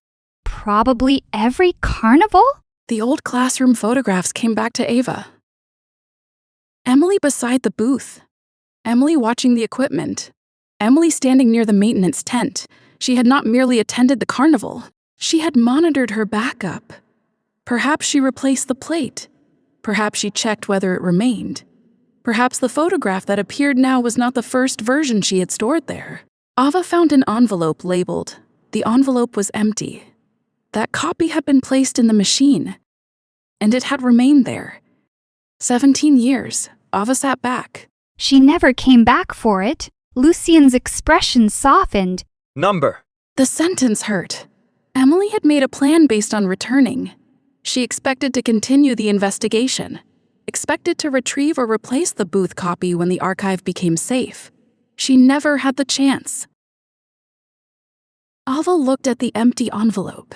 For 17 years, the carnival machine had carried one unfinished step in Emily's plan. The image had waited through storage, dust new owners, repainting, mechanical repairs. Then on the night Ava finally chose to enjoy the carnival rather than investigate her mother's disappearance, the machine had printed the old image beside her. Not magic. Not fate. But the timing still felt strangely personal. Ava closed the envelope. The photograph appeared because the machine jammed, Lucien nodded.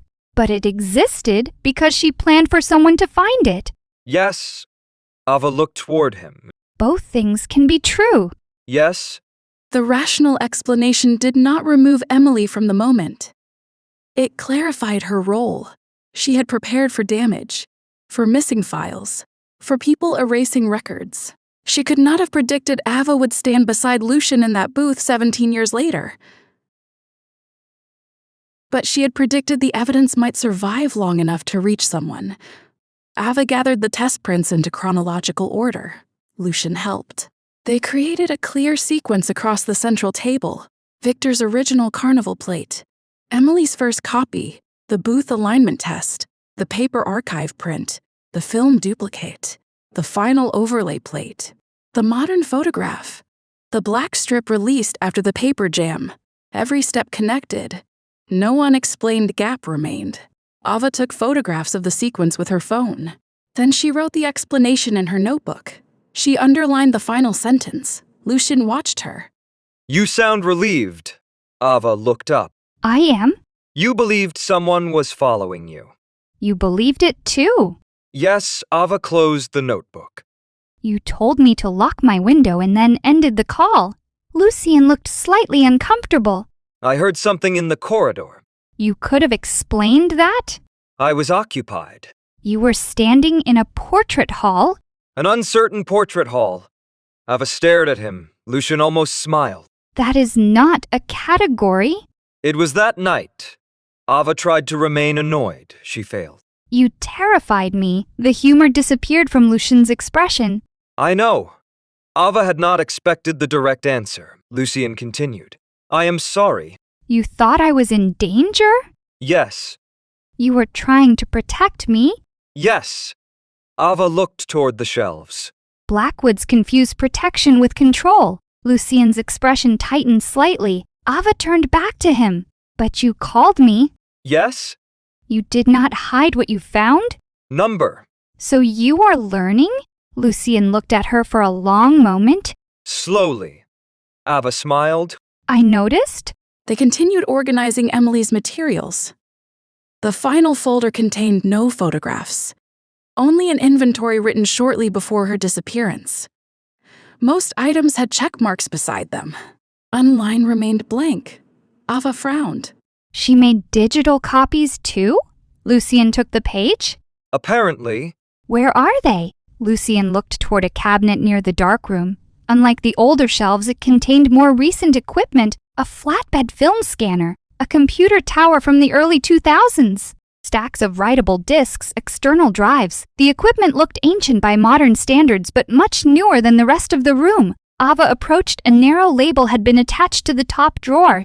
Her excitement returned immediately. There! Lucien opened the drawer. Inside rested several labeled disks and 2 external hard drives. Each had been stored in an anti-static sleeve. A paper index listed folders: Carnival, Bridge, Blackwood Records, Victor, Lighthouse. The final word tightened the air between them. Ava looked at Lucien. He did not reach for that drive. Instead, he lifted the main archive disk. These are the files she intended to transfer. To who? Lucien looked at the inventory. She did not write a name. Ava considered Thomas. Perhaps Emily intended to give them to him. Perhaps to another investigator, perhaps to Lucien. The recipient remained unknown, but the files existed. They were complete, preserved. Lucien carried the disks to the main table. The decision waiting ahead became obvious. The glass room belonged to the Blackwood family. Emily's investigation did not. Ava looked toward the door. Evelyn had not interrupted them. But Ava knew nothing in the manor happened without her awareness. Lucien seemed to understand the same thing. He picked up the archive index, then the digital drives. What are you doing? Making a choice. Evelyn entered the glass room several minutes later. She did not appear surprised to find the digital archive on the table. Her eyes moved from the drives to Emily's inventory, then to the sequence of carnival photographs Ava and Lucien had arranged beneath the skylight. She understood immediately. You've found the source, Ava nodded. The image came from an old overlay plate. Evelyn approached the table. Ava showed her the diagram, the test prints, the empty envelope labeled final booth copy, Lily's modern photograph, the black paper strip. Evelyn studied every item carefully. When Ava finished explaining, Evelyn gave a small nod. That is consistent with the equipment, Ava waited. Evelyn looked toward Emily's handwriting. She expected the copy to remain there. Yes? She always preferred ordinary hiding places. Lucien watched her.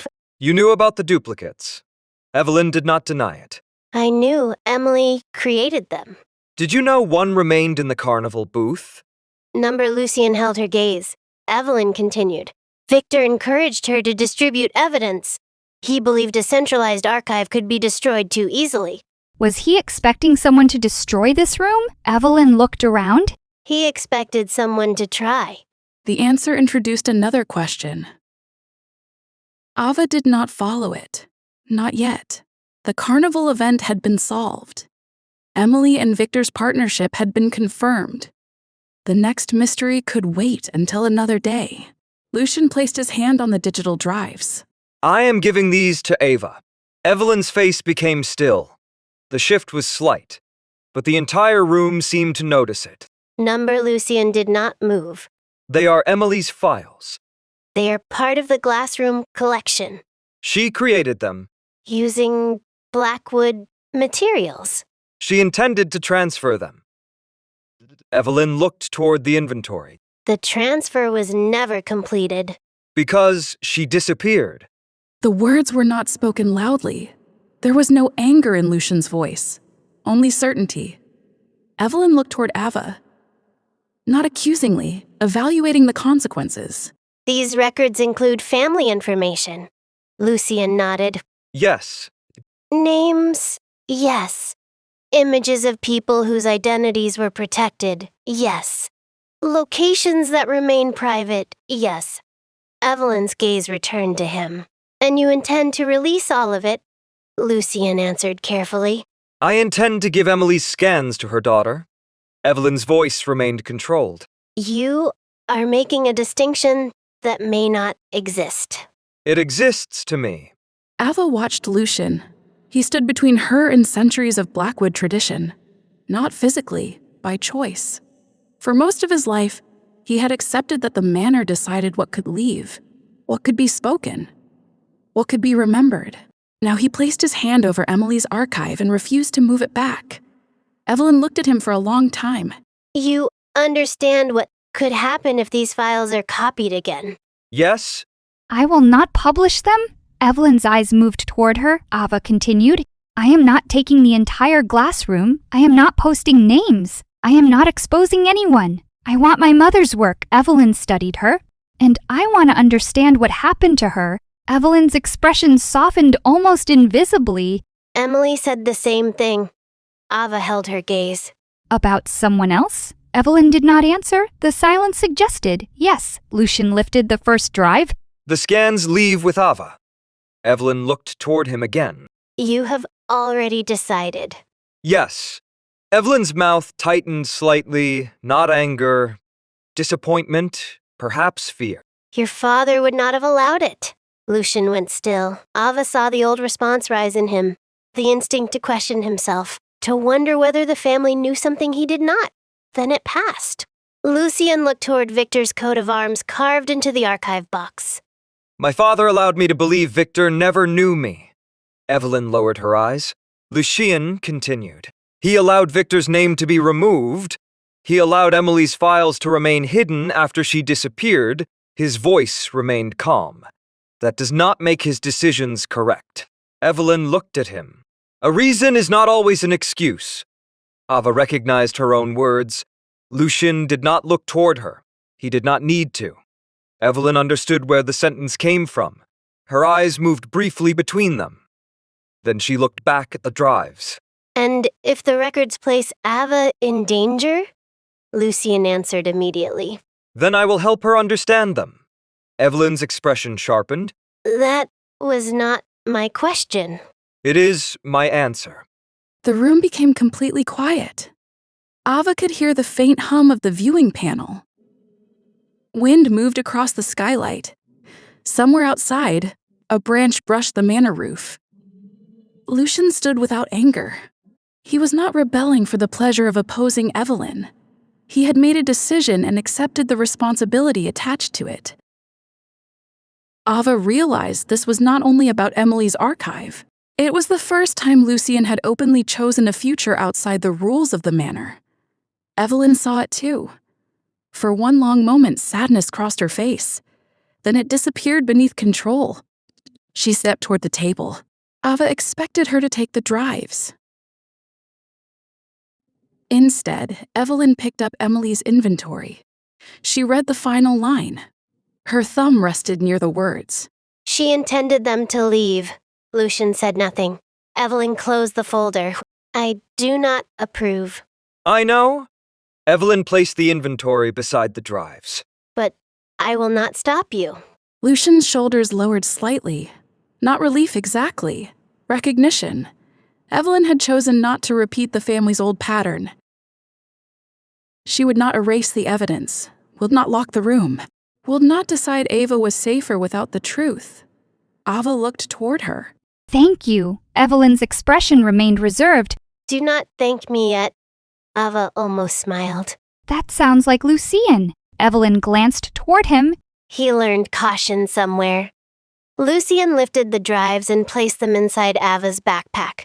He added the digital index, copies of the carnival test prints, the paper photograph of Emily and Victor, a scan of the broken negative. He did not remove the original glass plate. It belonged in the controlled environment of the glass room. Ava agreed.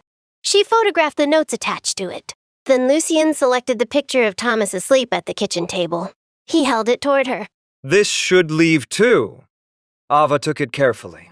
Dad is going to hate this. Why?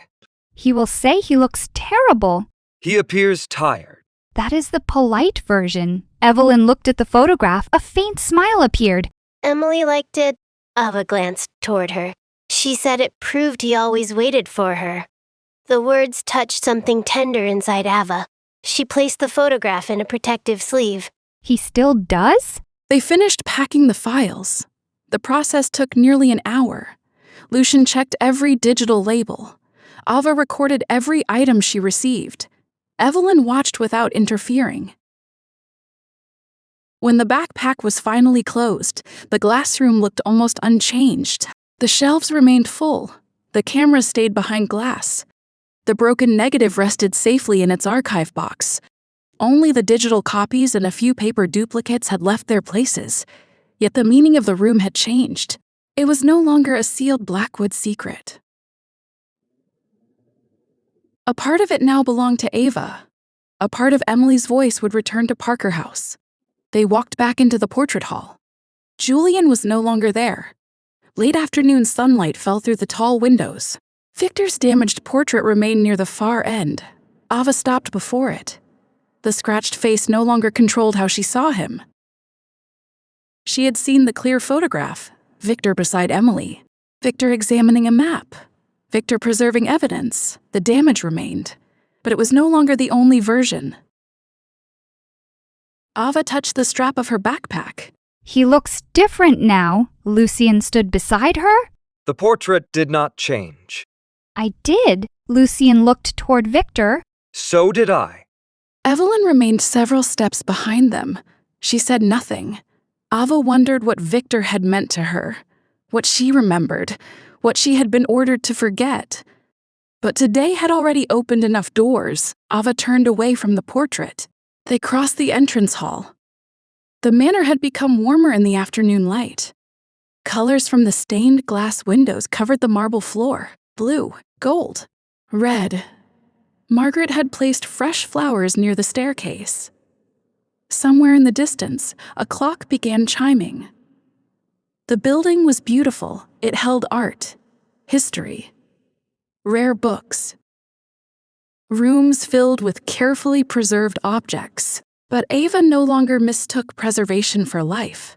Nothing in the entrance hall had been chosen recently. Nothing had been allowed to become imperfect. Even Lucien's childhood memories had been kept like dangerous objects, stored, controlled, explained by someone else. They reached the front doors. Evelyn stopped. Miss Parker. Ava turned. Evelyn looked toward the backpack, then toward Ava. Your mother was brave. Ava waited. Evelyn continued. She was also impatient.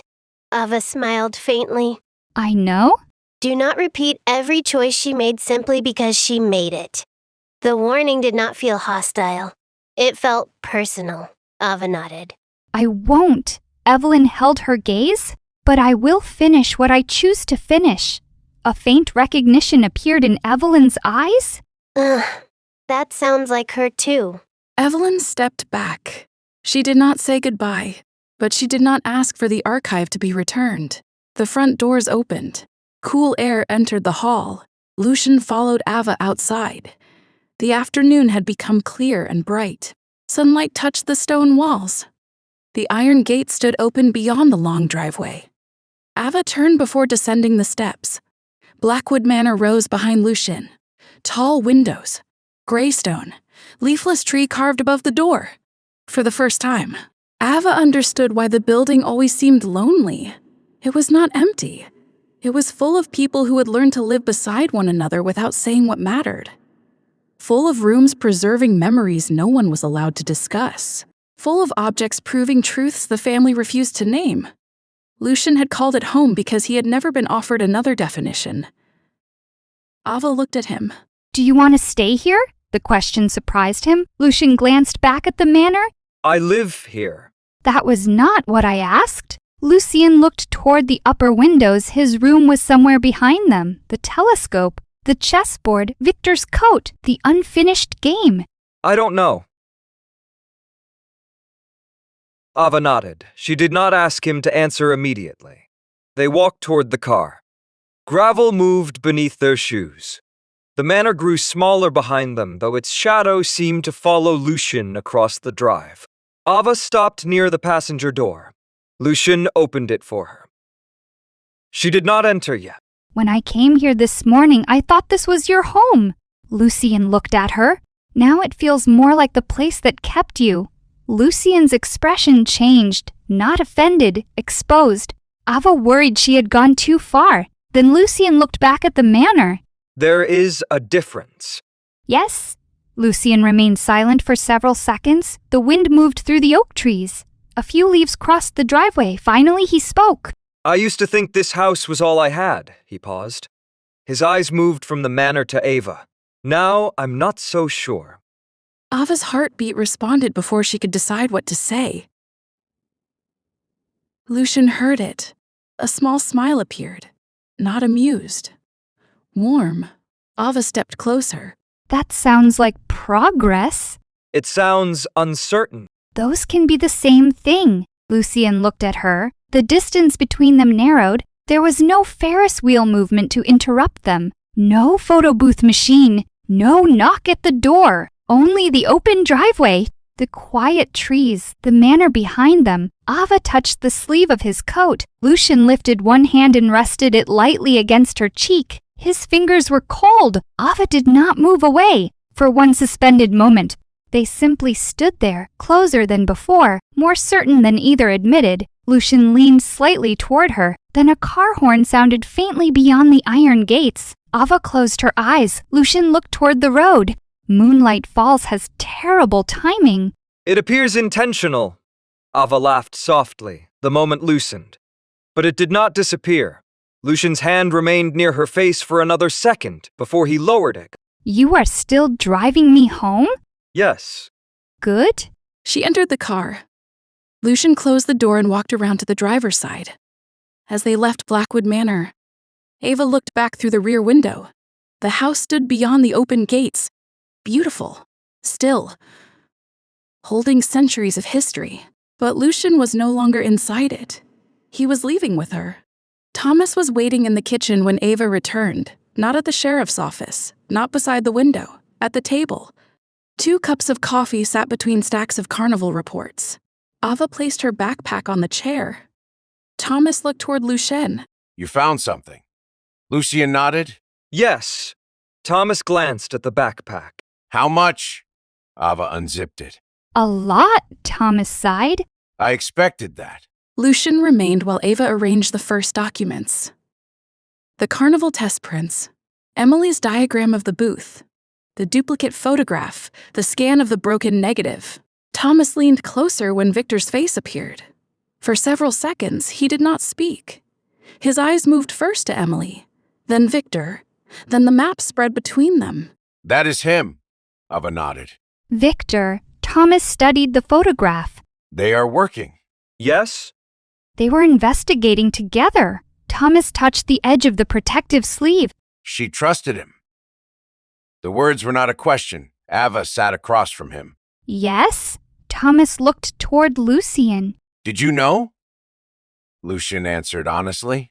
Number Thomas returned to the image. His expression carried sadness, but also relief. For years, Victor's name had existed as one more possible threat surrounding Emily's disappearance. Now at least one part of that fear had changed. Victor was not the enemy Emily believed she was fighting. He was beside her, helping, sharing records, preserving evidence. Thomas leaned back. She never told me. Ava looked at the younger image of her mother. She may have planned to. Thomas smiled without humor. She planned to tell me many things after she understood them. Lucien stood quietly near the doorway. Thomas looked at him. Thank you for bringing this here. Lucien glanced toward Ava. They belonged with her. Thomas noticed the wording. He nodded. Yes, they did. Ava reached into another sleeve. She removed the photograph of Thomas asleep at the kitchen table. He stared at it. Number Ava smiled. Mom kept it in the glass room. Thomas closed his eyes. She promised to destroy that. She labeled it? Thomas turned the photograph over. Emily's handwriting appeared. Thomas's expression changed completely. The embarrassment remained, but grief moved beneath it. He touched the words. She took this after the bridge investigation. Ava leaned closer. You remember? I waited until almost 4. She came home covered in mud.